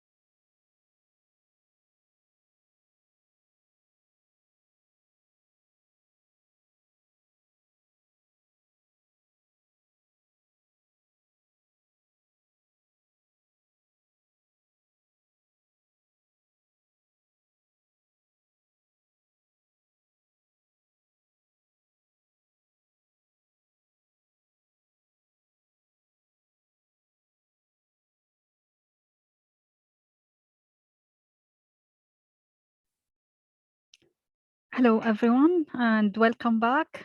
I hope you can hear me well. If I can have thumbs up, would be great. Fantastic, thank you. And it's been a pleasure to have you all around. So let me first introduce myself. I am Mona Kanan, and I will chair the second half of this session, looking at public involvement and patient benefit in statistician-led research. I'll be sharing with you a couple of slides before I give the platform to our speakers. So bear with me, please, a minute.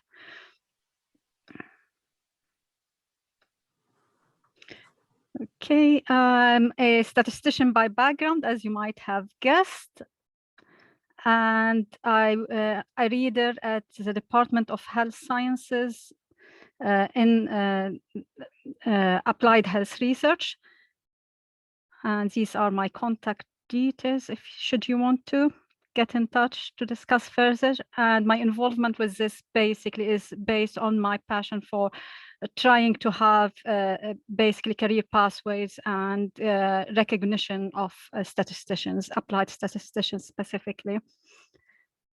And I think my colleague Dawn in the morning has introduced the work stream I lead within the methodology incubator, and that's the statistics work stream, which looks at statistical career pathways in the NIHR. I'm not gonna go in further details into this unless people are, have questions, and I'll be more than happy to answer that.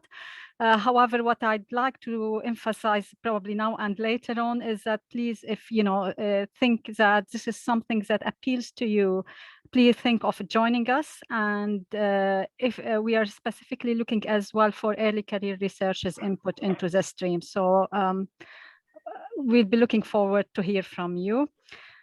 Without further ado, I would like to start with the session looking at the public involvement and patient benefit in statistician-led research. And the first, our first speaker is Dr. Beatrice Gualu from University of Aberdeen, and she will be looking at public involvement in the numerical aspects of trials. Beatrice, are you ready? I'll stop sharing. Thank you. I'm just going to see if I can share my screen.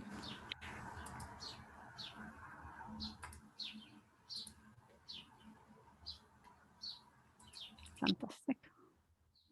Can you see it has a presentation? Yes, it's there, Beatrice. I can definitely see it. I assume everybody else can.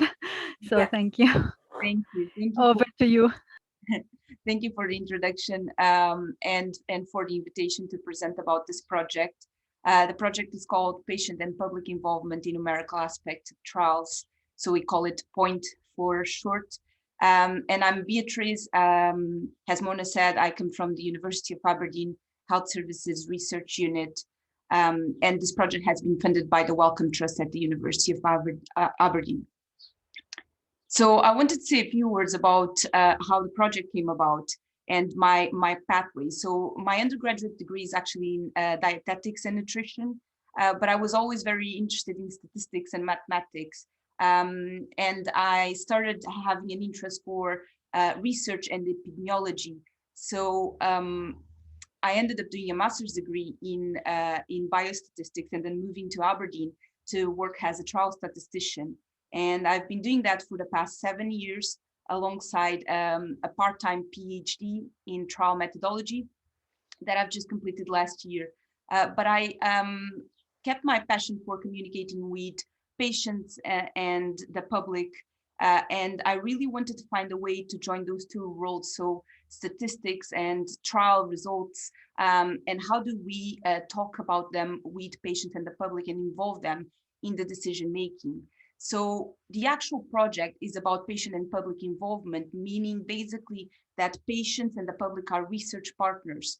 So they're equal partners with researchers and other stakeholders at the table making the decisions. And when you think about patient and public involvement like that, it is natural to think about discussing numbers because trials use numbers for key decisions throughout the process. For example, how big of a difference we're looking for between treatments. And what we wanted to do is engage the public in deciding what those numbers should be or how they should be interpreted. So we use the more technical definition, which is for numerical aspects, which is any aspects of a trial where people measure or plan to measure, manage, analyze, or share information that is presented as one or more numbers. And to give you an example of what we meant by that, at the bottom of the slide, you see a very summarized version of a trial cycle from application to funder up to dissemination. And some examples of involving patients and the public in numerical aspects were, for example, discussing how big of a difference between treatments we are looking for in order to say that a treatment is better than another or that a treatment is non-inferior than another. So, so that's the sort of thing, discussing those values, eliciting opinions from patients directly about that type of number. But you can also think about patient and public involvement in numerical aspects of trials as involving them in the data collection process. So how should we design the questionnaires to make them more patient and public friendly, or how often should we be collecting the data to try to minimize missing data? And obviously all of that will have implications to the statistical analysis plan and how we analyze the data. Another example of patient and public involvement in numerical aspects is about dissemination and how should we be communicating numbers in terms of the trial results and their uncertainty. And so involving patients and the public in that side, the communication of results. So why do it? Why involve patients and the public in numerical aspects of trials? Trial results affect society, so it's important they're relevant for everyone. And numerical aspects have often been ignored when we talk about involvement. And I think there's never been a more obvious time where we can say trial results affect everyone and affect society. They're at the moment affecting all of our lives. So all over the news, we see discussions on the risks of vaccination, or how to interpret the data that comes from new vaccines, or the percentage of people that are interested in taking vaccines or trust it. So numbers are all over us and they're really relevant to how we live our lives. So involving patients and the public, this really makes sense, but also a single number without a context means nothing. And that's what patients and the public can bring to the table is the context and their lived experience of a disease or of a service, a health service, in the case of health research. So the Actual Point project is about advancing methodology in patient and public involvement in numerical aspects of trials. So how should we be doing this? And it has several work packages. The how work package is actually about looking at other research fields. For example, environmental research, there's a lot of involvement of lay members in modeling. And so we had to look at the methods that they're using to do this at the moment. We were also interested in the why. So we've done a few focus groups with patients and the public asking about whether they would have an interest in being involved in numerical aspects. And if yes, why? And if no, why not? Then we thought that there are a lot of numerical aspects in trials and some might be more important than others. So we've done a priority setting meeting with stakeholders, including statisticians, methodologists, and patients and the public, to try to define what are the most important aspects of or numerical aspects of trials that we should be involving patients and the public in. And then finally, it's the right now. So what's happening currently in the UK in trials units in terms of involvement of patients and the public in numerical aspects. And that's what I'm going to focus on in this presentation. So we've done a survey, an online survey to trialists, basically meaning anyone working in a trials unit in the UK. We used SurveyMonkey to do that. We've asked general questions about responders and their behavior. And then we used the theoretical domains framework, which I'll explain in the next slide, to sort of frame the questions and design the survey and interpret the results. We've used closed and open questions, so a mixed methods approach, and we recruited via social media and relevant mailing lists.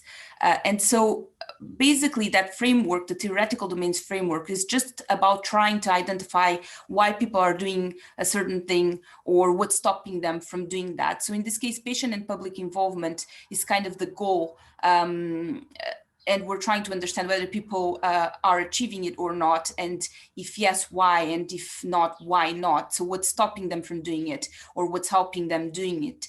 And we were focused in trialists, as I said before.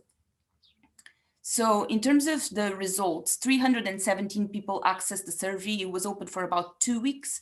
So we were pleasantly surprised about that. And 187 responders answered a full survey. So those are the ones that we analyzed. We published the results, so you can find more information online, but I'm going to focus on a few key results from the survey. So from those 187 responders, 70% were women, 67% were trial managers, 40% were involved in all stages of a trial. So basically they were working from the design stage up until the dissemination of a trial. And 62% of the responders said they involved patients and the public in numerical aspects of trials.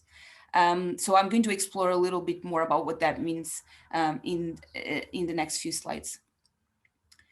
But what actually influences trialist behavior and involvement in numerical aspects? We asked about knowledge, their self-perception of knowledge. So are you familiar with involving patients and public partners in numerical aspects of trials? And we've used a scale of 1 to 7, where 7 is very familiar. Those that didn't involve scored on average 2, and those that involved scored on average 4.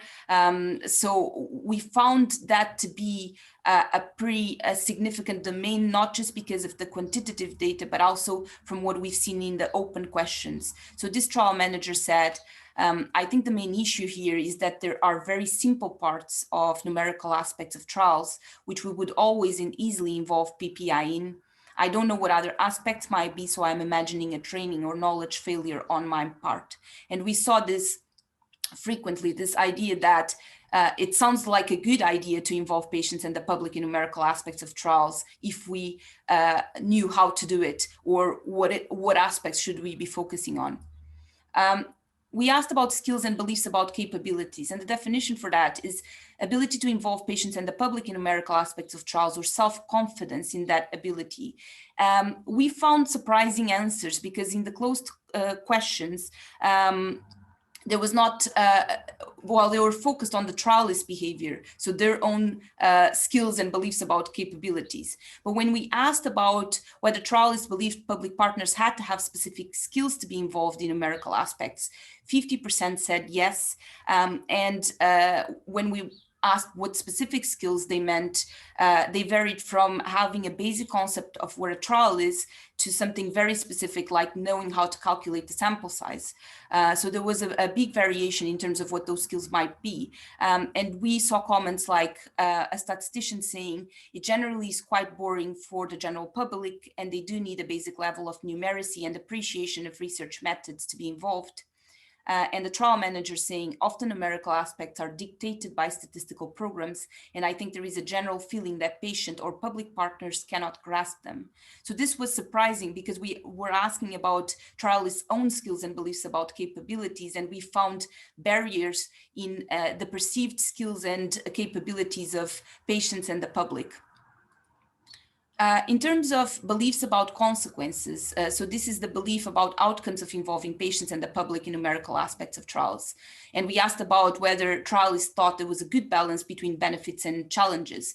Those that involved patients and the public, about 60% said, yes, I think there is a good balance. Whereas those not involving, it was more about 30% that thought there was a good balance. Again, not surprising. A trial manager mentioned a potential positive outcome. So she said, discussing numerical information with patients helps to distill complex findings into something more simple and acceptable. This helps the researcher to clearly think through what are the results, helps explain information clearly that improves the quality of the trial and will ultimately all benefit the patient. So the final aspect that I thought was interesting to bring up here is the social and professional role. So the perception of own role and responsibilities in relation to involving patients and the public. So for those that were involving patients and the public in numerical aspects, about 40% thought it was part of their role, their job role, whereas for those not involving, only 4% thought it was part of their role. And that was pretty interesting because there is a question about who should be doing this involvement. Statisticians tend to be the ones that conduct the analysis, or they always are, but trial managers tend to be the ones that do the involvement quite often in trials. And so who should be responsible to do this involvement, facilitate the involvement in numerical aspects? So a statistician said it is not a barrier to involving public and patient partners in numerical aspects of trials is that it is not spoken about much and does not always relate directly to job roles. So in terms of takeaway messages, there was a general positive attitude towards involvement in numerical aspects, but the responders to the survey might have particularly strong views about the topic since they self-selected to answer the survey. There's a perception of lack of motivation and skills from patients and public contributors, but we were not quite sure if there was ever a discussion in the first place about whether patients and the public find important to be involved in numerical aspects and whether their skills are discussed at all. And do patients even need special skills to be involved? 50% of the responders think yes, but we've seen in the literature from other fields that there are a lot of methods, more creative methods that can be used to communicate about numerical aspects and facilitate involvement of non-experts. A lot of trialists don't know how to do the involvement in numerical aspects or what aspects to involve patients in. And the limitation of the survey was that involving public partners in numerical aspects is hard to define, and the interpretation of that behavior varied. So some people thought it meant that if you have a number in a table and that table is in a report in your TSE or your DMC meeting and you're involving a patient in that meeting, then that's involvement in numerical aspects. But other people thought it meant the patient will sit next to you and they'll help you run the statistical program code. So that's really varied, the perception of what it actually means to involve public partners in numerical aspects. And obviously people then answer the survey taking that into account. So that's a limitation of the survey. In terms of what's next, I think for reflection is the fact that statisticians are typically involved in multidisciplinary teams. That's certainly my experience. And we discuss research and statistics with different stakeholders all the time. So does that make it easy for us to extend these skills to involving patients and the public? And I think there's potential for that. And I think we've seen that today with the presentations from Richard and Jonathan about how important it is to keep in mind the patient benefit and therefore to speak to patients and the public about what we're doing in terms of methods. There was also a lot of requests for training for the team. So from patient and public partners in statistics, but also from trialists in how to involve patients and public partners in statistics and numerical aspects. So maybe that's a future goal to develop some training to do this. Then we need to define what numerical aspects are the most important to involve patients and the public in, and that will allow us to develop methods to achieve this. And that's what we're working on at the moment. So I would like to thank the team that has worked with me to achieve the outputs you've seen here. And I would like to thank you for listening, and I'm happy to take any questions. Thank you.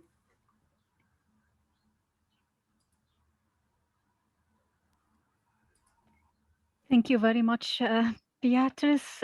Any question for Beatrice? Yes, we have a question from Leo. Leo is asking Beatrice, can you think of any examples where PPI could be used to inform a data-driven decision, such as sample size calculation, or would they mainly help with guidance on how to communicate complicated results from trials to the public? Thank you. That's a really good question. We've seen some examples of involvement in calculation of sample sizes, particularly in the target difference definition. So discussing what clinically meaningful difference is directly with patients, but also we've seen reports of discussing a non-inferiority margin, which for statisticians here that have done that type of design, they'll know that it's more difficult to communicate about and explain what it actually means. So we've seen examples of that. There is potential to do it, and that's one of the areas that we think are very promising. Thank you. And sorry, Milan, I didn't see your question came first. Should PPI include explaining the main numeric results as a means of allowing potentially the public to influence the questions we ask and even improve them? Yeah, I think the interpretation of results is a key thing that patients and the public definitely have spoken about how they feel strongly about being involved in, because it is a very closed environment that we work in, and a lot of the results we have to present and the uncertainty about those results is something that I think we're very familiar with, and we forget that maybe when we try to translate it into the world, it might not be as obvious. So I think it's a really good point that we should be involving patients and the public, and that would help make trials more applicable to the world, basically. Thank you. And the next one is from Jack and says, nice talk, thanks, Beatrice. Do you think there could be a role for patients to play in choosing estimates in the trials, the topic we heard about earlier? Yes. So I've spoken to some colleagues about this. I think so. I actually think that because it is what we're talking about, what's the most relevant thing that we're taking away from a trial, and it is that result. And what does that result mean? What is the question that it's actually answering? So there's definitely a role for that. I think I was really actually touched by the presentations earlier today, because they show that statisticians are doing this job. A lot of us are doing it to improve patients' lives and to improve the healthcare system. But we can only do that if we work together to try to answer the right question. So definitely, I think that's a great idea. Thank you. Beatrice, this question is from me actually, is how do patients and public feel about being involved in the numeric aspects of the work? Have you entertained that or looked at it? Yes. And that was something that made me very nervous, because the initial perception from a lot of people is that numbers are scary and intimidating. And so it was difficult to have those conversations. But at the end of the day, I've heard a lot of, we're interested in it because we're interested in the values that go into defining a number. So maybe some of them are scared about the discussion about the single number. So if we say, let's talk about the non-inferiority margin, and do you find, I don't know, 12% acceptable? Many patients are not that keen on having that discussion, but they're definitely keen on trying to understand what goes into defining that 12%. So what are the values, what are the outcomes and the trade-offs that we're considering when we decide on a non-inferiority margin? So it depends. I think the conversation will have to vary depending on the patient's interest and whether they prefer to talk about the specific number or not. Thank you. So what's the way forward? I do think it is about communication. And I think, as I said in that slide, that a lot of statisticians are trained, or maybe not trained, but they gain that skill through their careers to discuss numbers with other professionals. And we keep doing it. We tend to work in multidisciplinary teams. So it's about developing that skill to include patients and also answering the question, who should be in charge of that involvement? So I think that's also part of the tension, who should be doing it, because trial managers definitely from the survey didn't feel comfortable with that, because a lot of the times what I read was, I actually don't think I understand it either. So there is a sort of communication issue in the whole trial team that I think should be tackled, and that's probably the future. Thank you. Any other questions for Beatrice? We have a bit of time. I can't see any other questions, so Thank you very much, Beatrice, for this very interesting talk. I wonder, Sophie and Ed, are you able to start? Okay, fantastic, brilliant. So our next talk is a joint talk from the University of Warwick by Professor Sophie Stanisfiska, and I'm sorry, Sophie, please correct me if I didn't get the pronunciation right, and Dr. Ed Hill, and they will be talking about developing a framework for public involvement in mathematical and economic modeling, bringing new dynamism to vaccination policy recommendation. Over to you, please. Thank you. Thank you very much, Mona. And thank you for the invitation to present today. Myself and Ed are going to sort of do a double act, but Ed is in charge of the slides, so he'll be moving those on. We're going to be talking about a project which we've completed, but we're into the second stage of now as the second part of MEMVI. And as part of that, we're going to talk about developing the framework for how public involvement in mathematical and economic modelling can work. Ed, could we have the next slide? So just to give you a bit of background, really, I don't know how many of you are familiar with public involvement, but just so you're clear on the definition we were using, by public involvement, we mean research that is carried out with or by members of the public rather than to, about or for them. So it's very much the old NIHR involved definition. And then in terms of the impact of public involvement, we were interested in the changes, the benefits, and the learning that was gained from the insights and experiences of patients, carers, and the public when we work in this way within a sort of partnership model. And I think the thing to say about MEMVI is that there was the doing part, as in involving people in discussions about vaccination. But what we were also trying to do was to use that activity to build up our conceptual knowledge of what public involvement in modelling could look like. So there were two sort of parallel streams to that work, if you like. Next slide, please. So in terms of why are we doing this, why would we involve the public in research and in statistical aspects of research or in modelling? I think just to provide a bit of background there, for us, it has the potential to make research more relevant, more focused on the questions of importance to patients and the public. It can enhance the quality of research, so it might be around making sure that we're measuring the right patient important outcomes in a trial. But there's also the moral or ethical imperative, and patient organisations will often say, you know, it's about us, so it can't be nothing about me without me. We have to be part of that conversation. And then, of course, democratic accountability to taxpayers who are often paying for studies to be conducted, in addition to the sort of fairness, accountability and transparency aspect. So all really important reasons.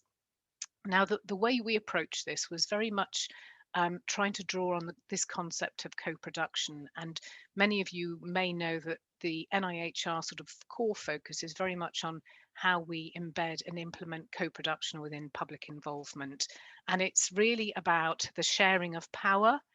It is, or deciding when you're going to do that, including all perspectives and skills in that discussion, very much respecting and valuing the knowledge of all. And I think part of what we were trying to do was to unravel what that can look like in modelling.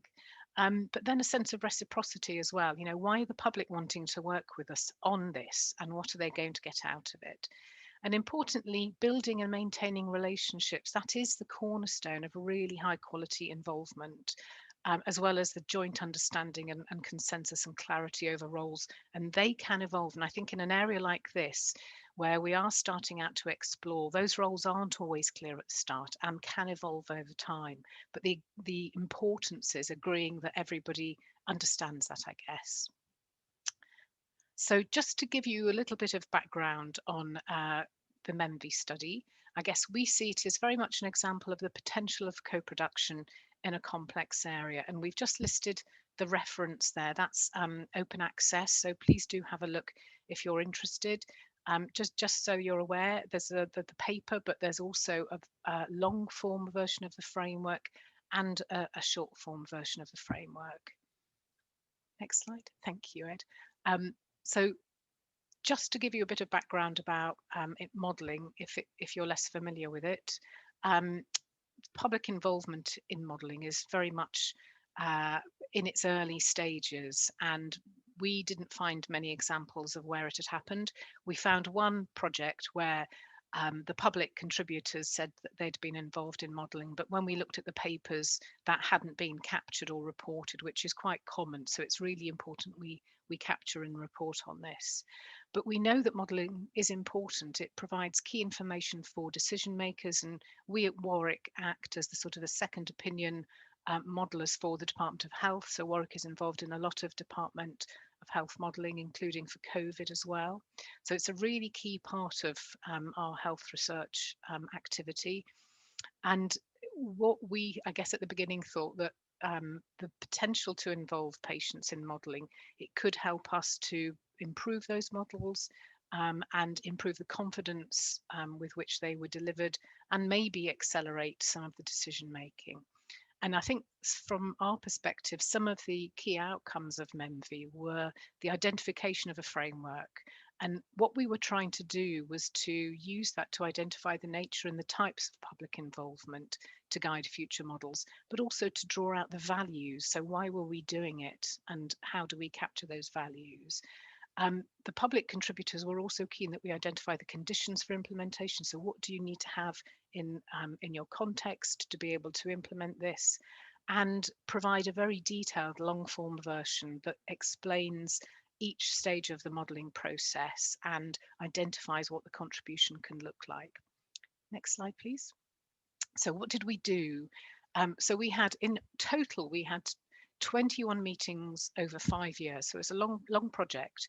Each meeting lasted between 2 and 3 hours, and they were pre-COVID, very sort of intense meetings with email contact in between. We approached this very much as a deliberative knowledge space. So the team would present on what they were doing, present on some of the methods. The public contributors would be there and would engage in discussion. And as people's knowledge of each other and of the project developed, the conversations became richer and richer. And I think from those beginnings came the framework. Our public contributors did lots of different things. They were able to challenge the data, the basis for the collection of data, and also the interpretation of that data. And I think thinking sort of outside of the box in a safe space was really important. And the modelers could bring a model that perhaps wasn't quite working or was challenging them and talk it through with the public contributor group. And it was almost like a sort of a narrative version of the model and the way it was expressed. So these meetings, we were not only discussing the models under consideration, but they enabled a thematic development over time as the reference group worked with us to identify these sorts of elements of what contribution looks like in this space. So people would be having a conversation, and I would say, I was facilitating this process, so I would say, so what I'm hearing from everybody is that that's about the decision to select a variable, and it's about understanding the limitations of that variable. And does that feel like something we should put in our framework? And then we would have a conversation about that. Next slide, please. So just to give you a sort of a sense of the journey, this was from a public contributor from our paper, and it's I guess captures some of the uncertainty. So they said we had now a picture of, oh apologies, there's a word missing there. We now have a picture of what public involvement would look like, and a no roadmap to guide our journey. We also had sort of no idea of the constraints we might need to work within. The researchers we were working with had no idea of what they wanted from us, or even if they could add anything useful to their model. So the first year felt like we were working in the dark, not even sure what we were trying to achieve. And I think for me, this is really important, because the conversations we're starting to have about statistical aspects of trials, we're a little bit in this space at the moment. And I think exploration is all, and doing that together to understand what the potential is the sort of the starting block for this. Next slide. And just back one, Ed. And then just before I finish and hand over to Ed, one of our public contributors said, a key breakthrough was the pictorial representation of the epidemiological and economic model. For the first time, we understood modelling as a process and provided a framework through which we could start to organise and structure our contributions. So this took quite a few meetings to get to that point where the public contributors said, you've talked about lots of different methods and approaches. We now need to see this in its entirety as a sort of pictorial representation. And then that was really key for them to be able to start building around their sort of contributions. Okay. I'll hand over to Ed now because this is his quote as an academic contributor. So I'll let you talk about this one, Ed. Thank you very much, Sophie. So I'm Ed and I'm a postdoctoral researcher. So my background is in mathematical epidemiology and modeling infectious disease dynamics. And so I joined this project partway through, and I'd never had any previous exposure to public involvement in a research process before. And so it's like joining this project and then over the course of a couple of years, having this platform where we could present our modeling work and discuss the assumptions underpinning our analyses, really added to, say, the model integrity and validity. And having this broader discussion really brought home aspects surrounding data curation and the data collection. And so there's broader aspects that could be as outputs from these projects beyond just the specific modeling task that was being performed. So what we're going to do now is to essentially talk through our visualization of our short form framework that we output from the MEMV project. So what we have here is currently now in the boxed region. This is essentially the pathway for progression of our analyses, with on the left our epidemiological model, so our modeling of the, say, transmission dynamics of the infection of interest. And then on the right, there's like a parallel work stream focusing on the health economics. So there's, say, separate models that are developed for calculating the health costs and monetary costs associated with the treatments and the afflictions of the disease and the health burden. So that's typically in the modeling realm, this would be the sort of schematic and work process that occurs. So then the question was, what contributions could public involvement have at each of these stages? And therefore, through the meetings that were had and the thematic discussions, we've identified 5 broad areas for public involvement contribution. And we're going to go through each one in turn and a bit of expansion on some examples of how each of these areas can contribute to the modeling process and the outputs. The first contribution area relates to reviewing context and relevance. So this is very much at the outset of the project, when in both the epidemiological model and the economic model, we're at the stage of determining what are the characteristics or attributes that we should be considering to include in our model framework, what type of model structure would be most appropriate given the health condition that we're analysing, and therefore we can have discussions between the public involvement group and the academics in the relevant modelling areas to discuss some references to the relevant literature and basically have some back and forth as to what would be reasonable to include and what might be less reasonable.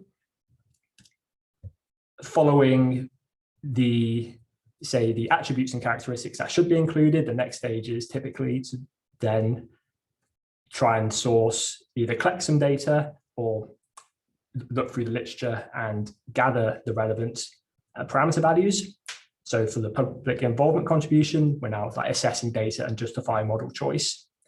And it's at this stage where there can be a farther reaching benefit of public involvement, where they can start, say, questioning or querying, say, the robustness of a given tool or questionnaire that has been used to either collect the data as part of the project itself, or a pre-existing study where a survey or questionnaire has been used, and that survey data is now being used as a secondary source of information. The third aspect, this is at the time of the project when basically the models have now been set up and they're being run, and so results are being collected. And at this point, a main role that we identified for public involvement is really just having this space where, so we could term it as troubleshooting, where the modelers can just have discussions with the public involvement group as to perhaps any issues that have arisen while running the models and generating results, and can present some preliminary findings. And that might give some indication as to there might be certain factors within the model that might be causing quite variable outcomes, and the public involvement group, they can contribute therefore to discussing reasons for why this uncertainty might be arising, especially if it's a surprising outcome. Hi, sorry about that. The fourth aspect is interpreting and reviewing outcomes. So now the results have been gathered from the models, and in our framework, we might now be pulling together the aspects from our epidemiological and economic model to come, say in our context, perhaps a cost effectiveness decision. And at this point, the public involvement group can really review the models and perhaps consider the sensitivity of the results in relation to the parameters used. And it's placing, do the results we have, do they make intuitive sense in context of previous findings and the available external evidence? And so it's another opportunity to really critique the model assumptions, and through that process, it can be then an iterative procedure where with these discussions with experts, this can then link back to identify perhaps there's alternative data sources that could be used, or a more perhaps finer resolution of data. There might be a stratification of a particular attribute which should be considered, and the analysis we performed. And the final broad category of contribution relates to decision making, and so dissemination of the findings. And this could be in the form of the group having a report detailing the outcomes of the analyses considered alongside the model framework, and could be presented by public representation on relevant committees. And with that, I'll pass back to Sophie. That's great. Thanks, Ed. So just to summarise, the MEMV paper includes a number of things that I think hopefully people will find helpful. So the context for implementation is a big table that talks about all the different things that we thought were really important to have in place before you try and involve the public in modelling.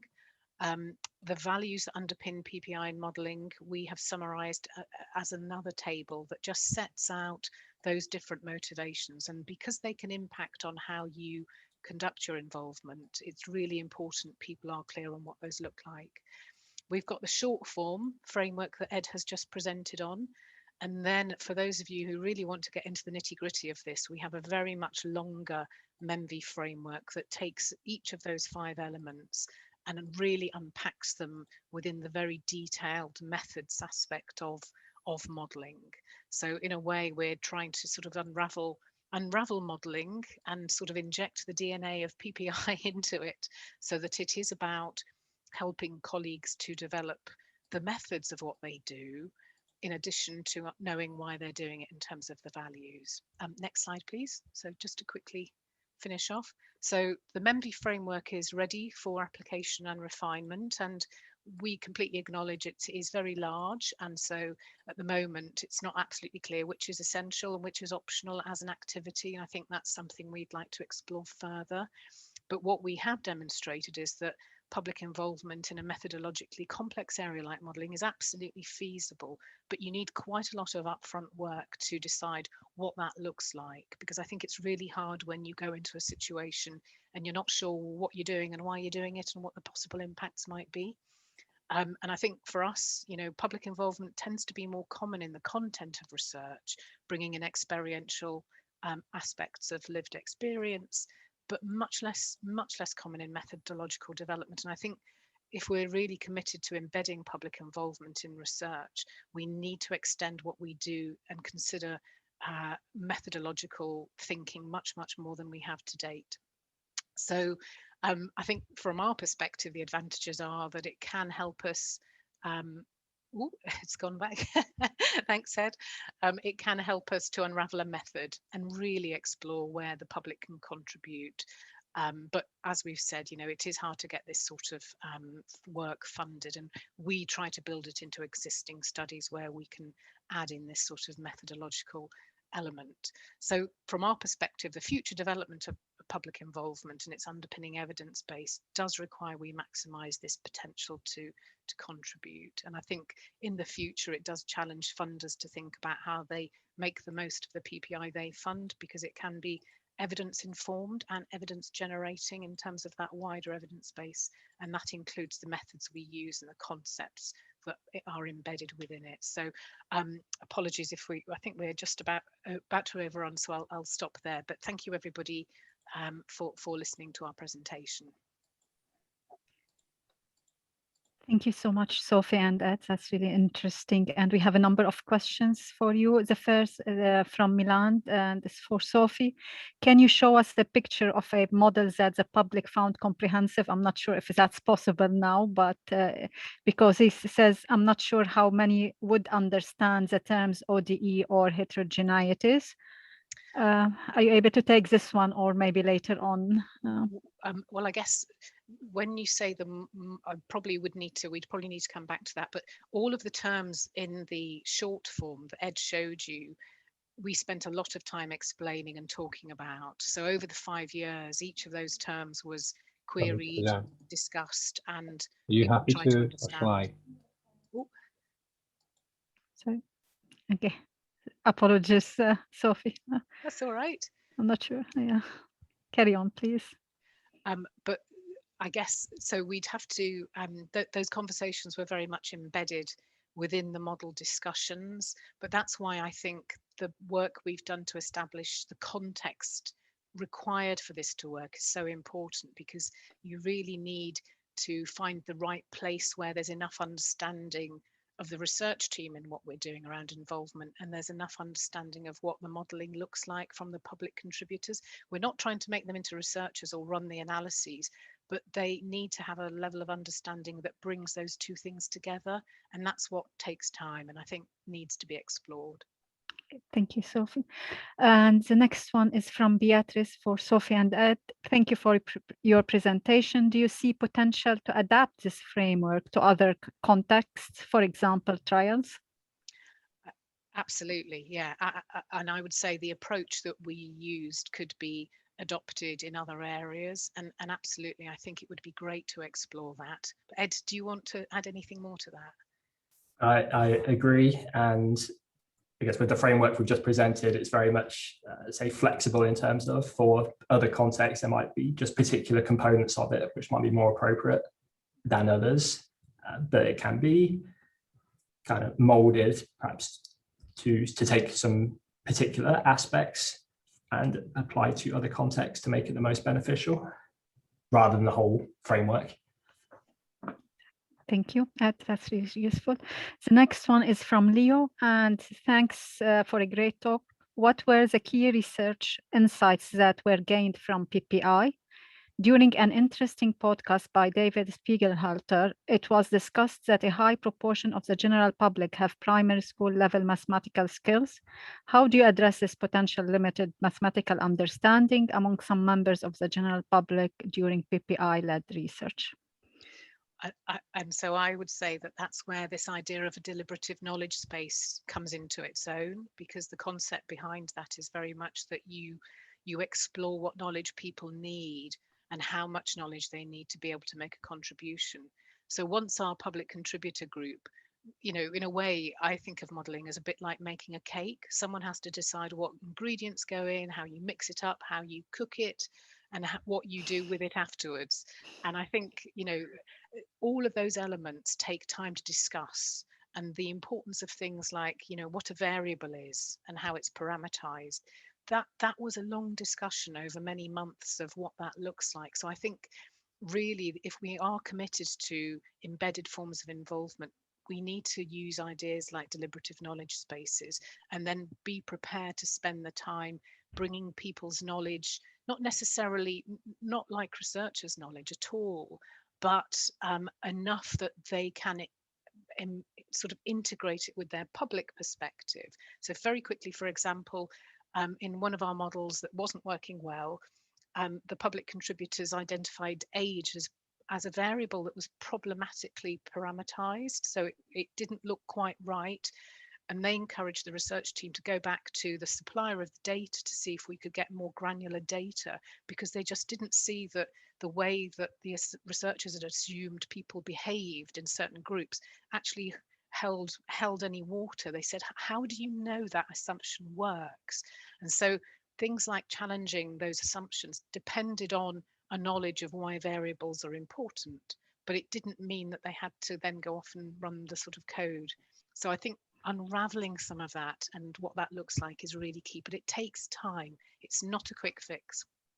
Thank you, Sophie. I think we have time for one more question, and I like first the cooking analogy and ingredients very much, but actually Claire's question is online of a question I was going to ask, but I'm going to ask it Claire's way.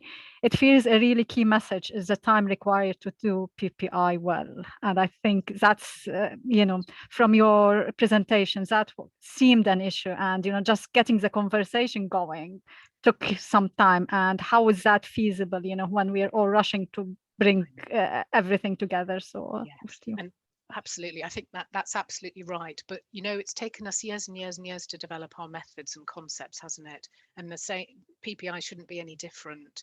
And if we are committed to making it a meaningful embedded activity, it is not a quick fix. It's a slow burner, in the same way as our whole methodological conceptual knowledge has been a slow burner. So we need to give PPI that time to flourish. Thank you very much. Thanks a lot, Sophie and Ed. Our next speaker is Professor Gordon Taylor from the University of Exeter, demonstrating patient benefit in methodological research. Over to you, Gordon, please. Right. Good afternoon, everyone. Let me just share my screen.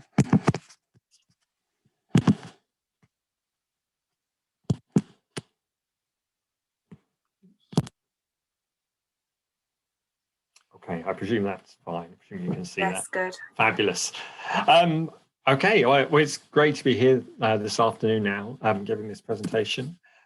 So I'm Gordon, and I'm a medical statistician by background, and I'm also director of the Research Design Service for the Southwest.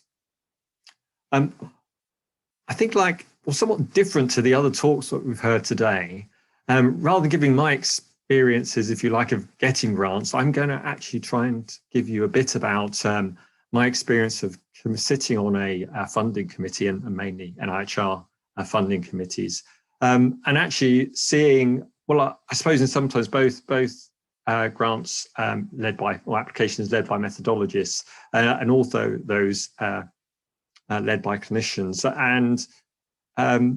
and maybe being somewhat controversial about how I feel about that. So a bit of my experience. So you can see here, I sat on one of the RFPB panels between 2014 and 18, and I'm currently one of the vice panel chairs for the doctoral research fellowship committee, and it's really those two that my experience of those that I'm going to bring to you today.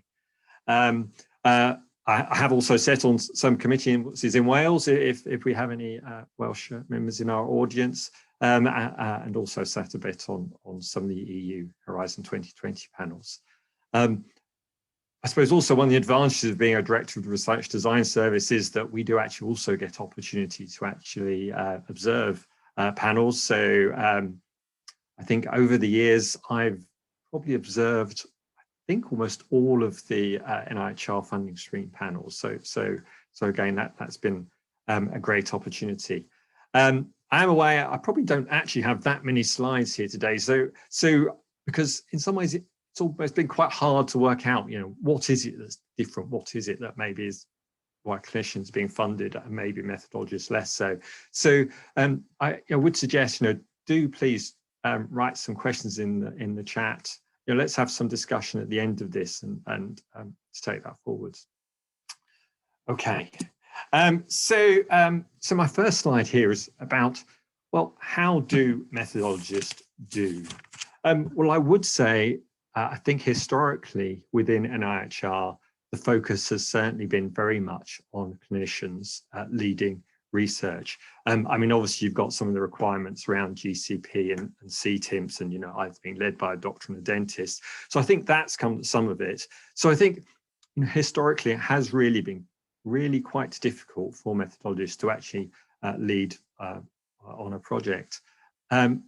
But I do think that is changing. I mean, I think, we have calls like the AI call or the big data call, where clearly those sort of things are far more appropriately, well, perhaps more appropriately led by a methodologist than a clinician.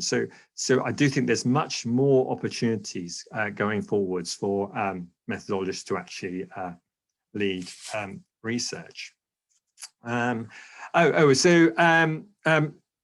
So thinking my actual experience, so one of the things about the doctoral research fellowship panel is obviously that we actually see applicants and actually interview them to see if they get the award.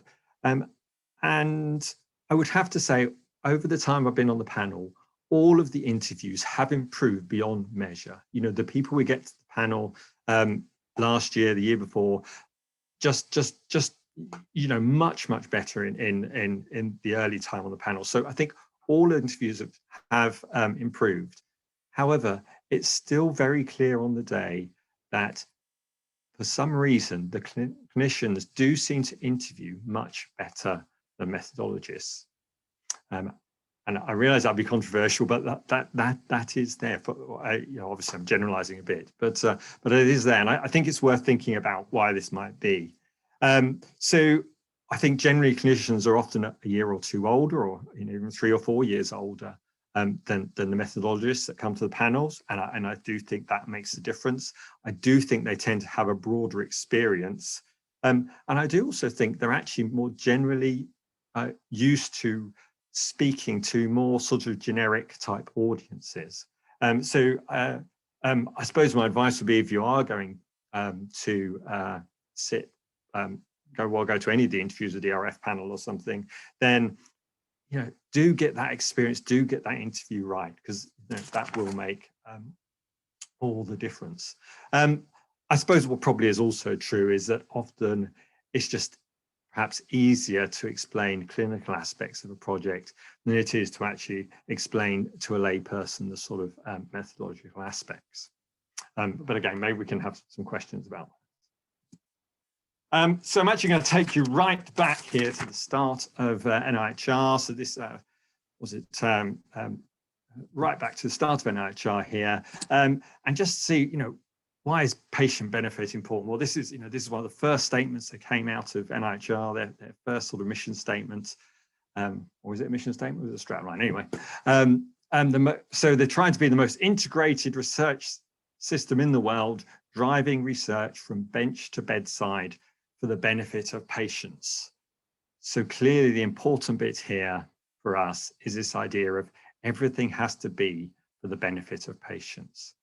So with your methodological research, you really need to show it's for the benefit of patients. Now, NIHR actually has a funding stream called Research for Patient Benefit. In some ways, I think this is a bit of a shame because, to be frank, all of the NIHR funding streams have to be research for patient benefit. I don't really think there's any that don't come under that category. But clearly some are easier than others to come up with methodological research under them. We obviously have things like health technology assessment. you know, if you're a big hitting researcher, we've got sort of program grants for applied research, or in some ways, you know, just the size of them, the fact they are bigger, does give greater scope for inclusion of methodological research within them. But again, probably, I think I'm not sure, there's lots of names of I don't recognize, but assuming that we're in a career type talk, clearly the place for a lot of you to apply will be to the academy and to some level within their fellowship schemes. And I do agree, this is a great place within IHR to apply for methodological research. But you know, it can be a bit of a roadmap to get to where you're trying to get to, or a river, I don't know, to get to where you'll get to, you know, trying to get to in terms of your research. So it's well worth, again, thinking about exactly where your research fits between this sort of, you know, lab and bench side and actually the patient, the bedside, to work out which funding stream is best for you.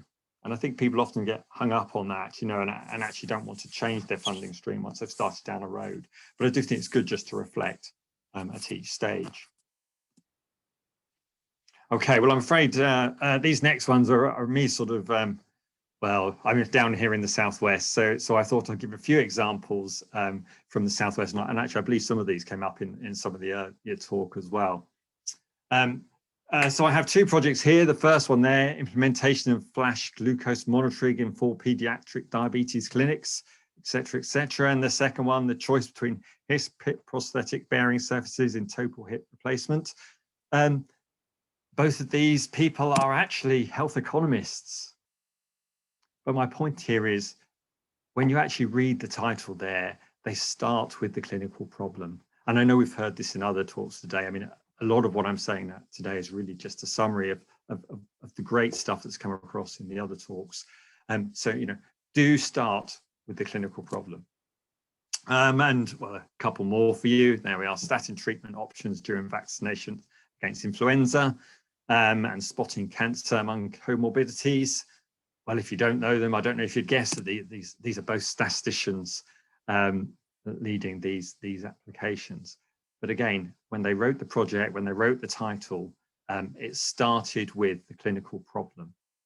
Because at the end of the day, as we've heard many times, it's really that clinical problem that we need to be trying to solve.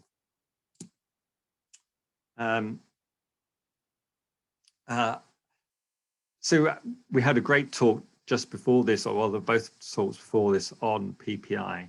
And I would just like to emphasize just how important PPI is even in methodological research, if you like.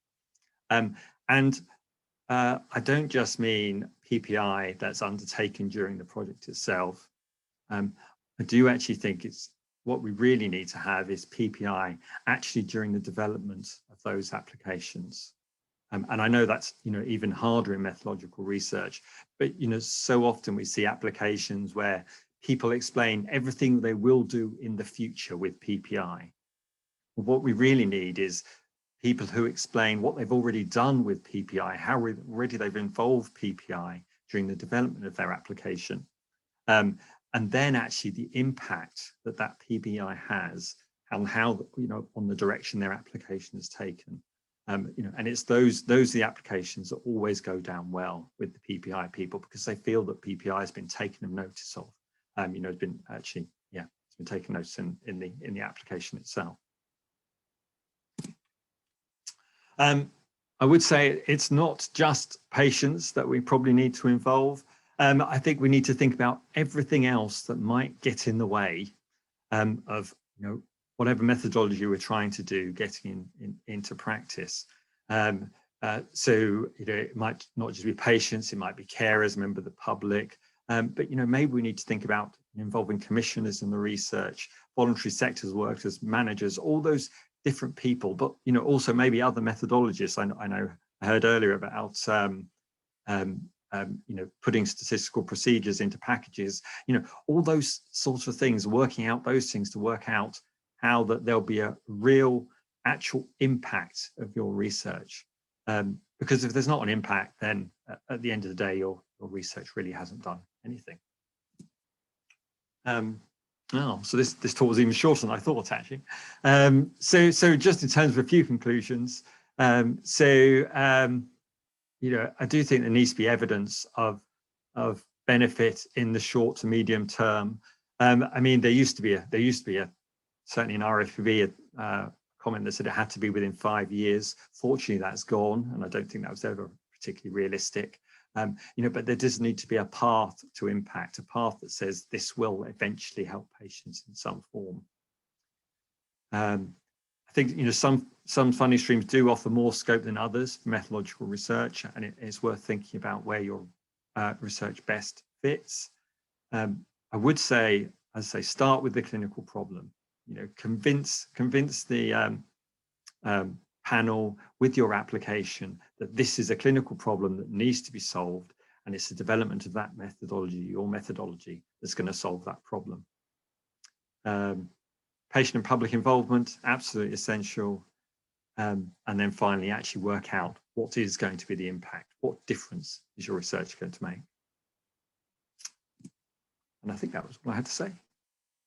Thank you very much, Gordon, for sharing with us your experience of being on the other side, basically from the panels.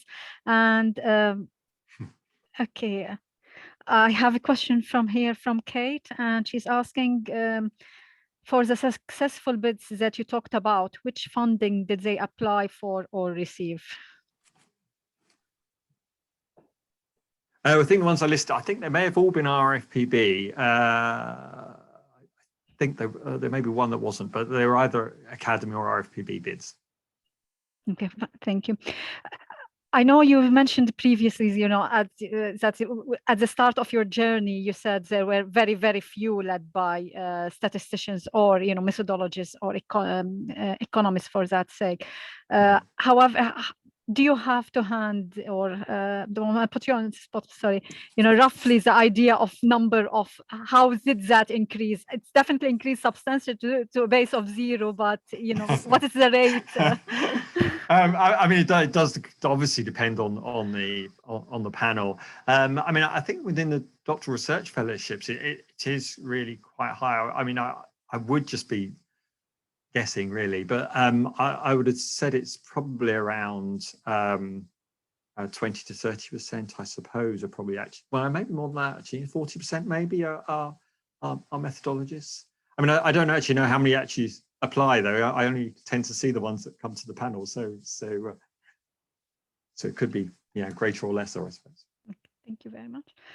We have a question from Sarah, and Sarah says, thank you for your talk, Gordon. How can you ensure that your PPI members are themselves representative of your patient group?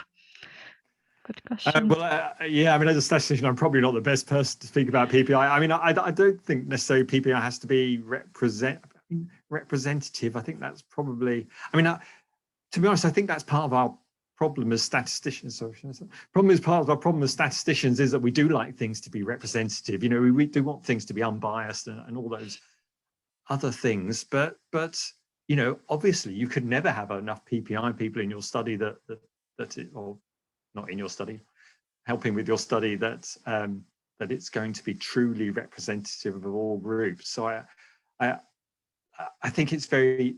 Yeah, I think we need to avoid taking some of those sort of quantitative principles into outside of, into a sort of PPI framework. Thank you. Our next question is from Joe, and it says, thanks, Gordon. Could I ask, do you feel PPI has to always include patients, or could it rather involve practitioners and other methodologists that will directly use the research? I mean, yeah, I mean, clearly it doesn't always, does it always? I mean, clearly it doesn't always need to involve patients. I mean, I've done, you know, research with students, and clearly they weren't patients, so in any sense. But again, it's a difficult one, isn't it? You do want that sort of wider public interest involvement that you're trying to get in there. But so some of it is PPI is about their.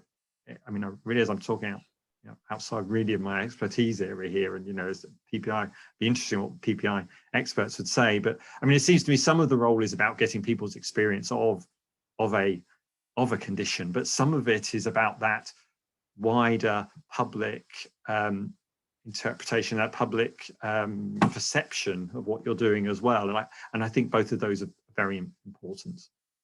Okay, thank you. And Anna Marie says representativeness could be in terms of diversity too. I think I don't know if you want to add anything, Gordon, to that. No, I agree. Yeah. Okay. I think yeah. I think, yeah, probably on your last slide and towards the end, you mentioned basically, don't tell us what you want to do in the future with public patient involvement. And I think that's really crucial when, for people sitting on the panel, basically, they need to see that you have already thought about it, not as something afterthought, basically. So they have to be real partners. I don't know what else would you like to add to that? Well, as I say, absolutely want to see the impact they've had. So there's sort of the three levels, isn't there? I mean, the lowest level is the sort of we're going to do this in the future, but we haven't done anything yet. Then I think there's a sort of, well, honestly, we have met with these patients, we have spoken to them, but funnily enough, they don't seem to have any impact at all on what you've written. And then I think, the good ones say, we had this idea initially, we went out and spoke to people, we went out and spoke to patients in the public, and actually we've changed it, and this is what it now looks like because of this. And I think it's those are the applications that, well, from my point of view, seem to go down quite well. Thank you very much, Gordon. I don't think we have any further questions, and I'm conscious of time. There are a couple of announcements that I need to make before we wrap up this. So first of all, I would like to thank all our speakers today, because without you, we couldn't have done it. Much appreciated for taking the time to come and speak to all of us. I would like as well to thank all our participants as well, and because it's for you, without your presence we'll be talking to an empty screen. Now the other two people that I'd like to thank are first and foremost Trudy Pemberton, because without her this wouldn't have happened. Thank you very much, Trudy, for your support, and thanks goes to as well to Laura Flight for her initial organization, and these thanks are coming from myself and Sam, who was the chair at the beginning, and thank you, Sam, as well for leading the organization of this. One couple of reminders to everybody is that the recordings will be available on the NIHR Stats Group website shortly. And so just be patient a little bit with us until they go up. And then please, we would greatly appreciate you taking the time to complete the short feedback form that you will receive shortly. Trudy, do you want to add to that? No, it is just a very short form. There's 9 questions, and I'll be sending that out this afternoon to everybody who'd registered. Yeah, thank you very much. That would be greatly appreciated. And as I mentioned earlier in my introduction, please, if you think you can contribute to the NIHR methodology statistics work stream, please do that and get in touch with myself or any of the members around the organizers. They'll be point you in the right direction. This I think brings us to the close of the meeting. So thanks a lot. And I don't know if we can have a virtual clap for all our speakers, and thank you very much. Much appreciated. Have a lovely afternoon, or whatever time of day you are, depending where you are in this world. Have a lovely day. Talk to you soon. Bye-bye for now. And don't forget the NIHR Statistics Conference as well.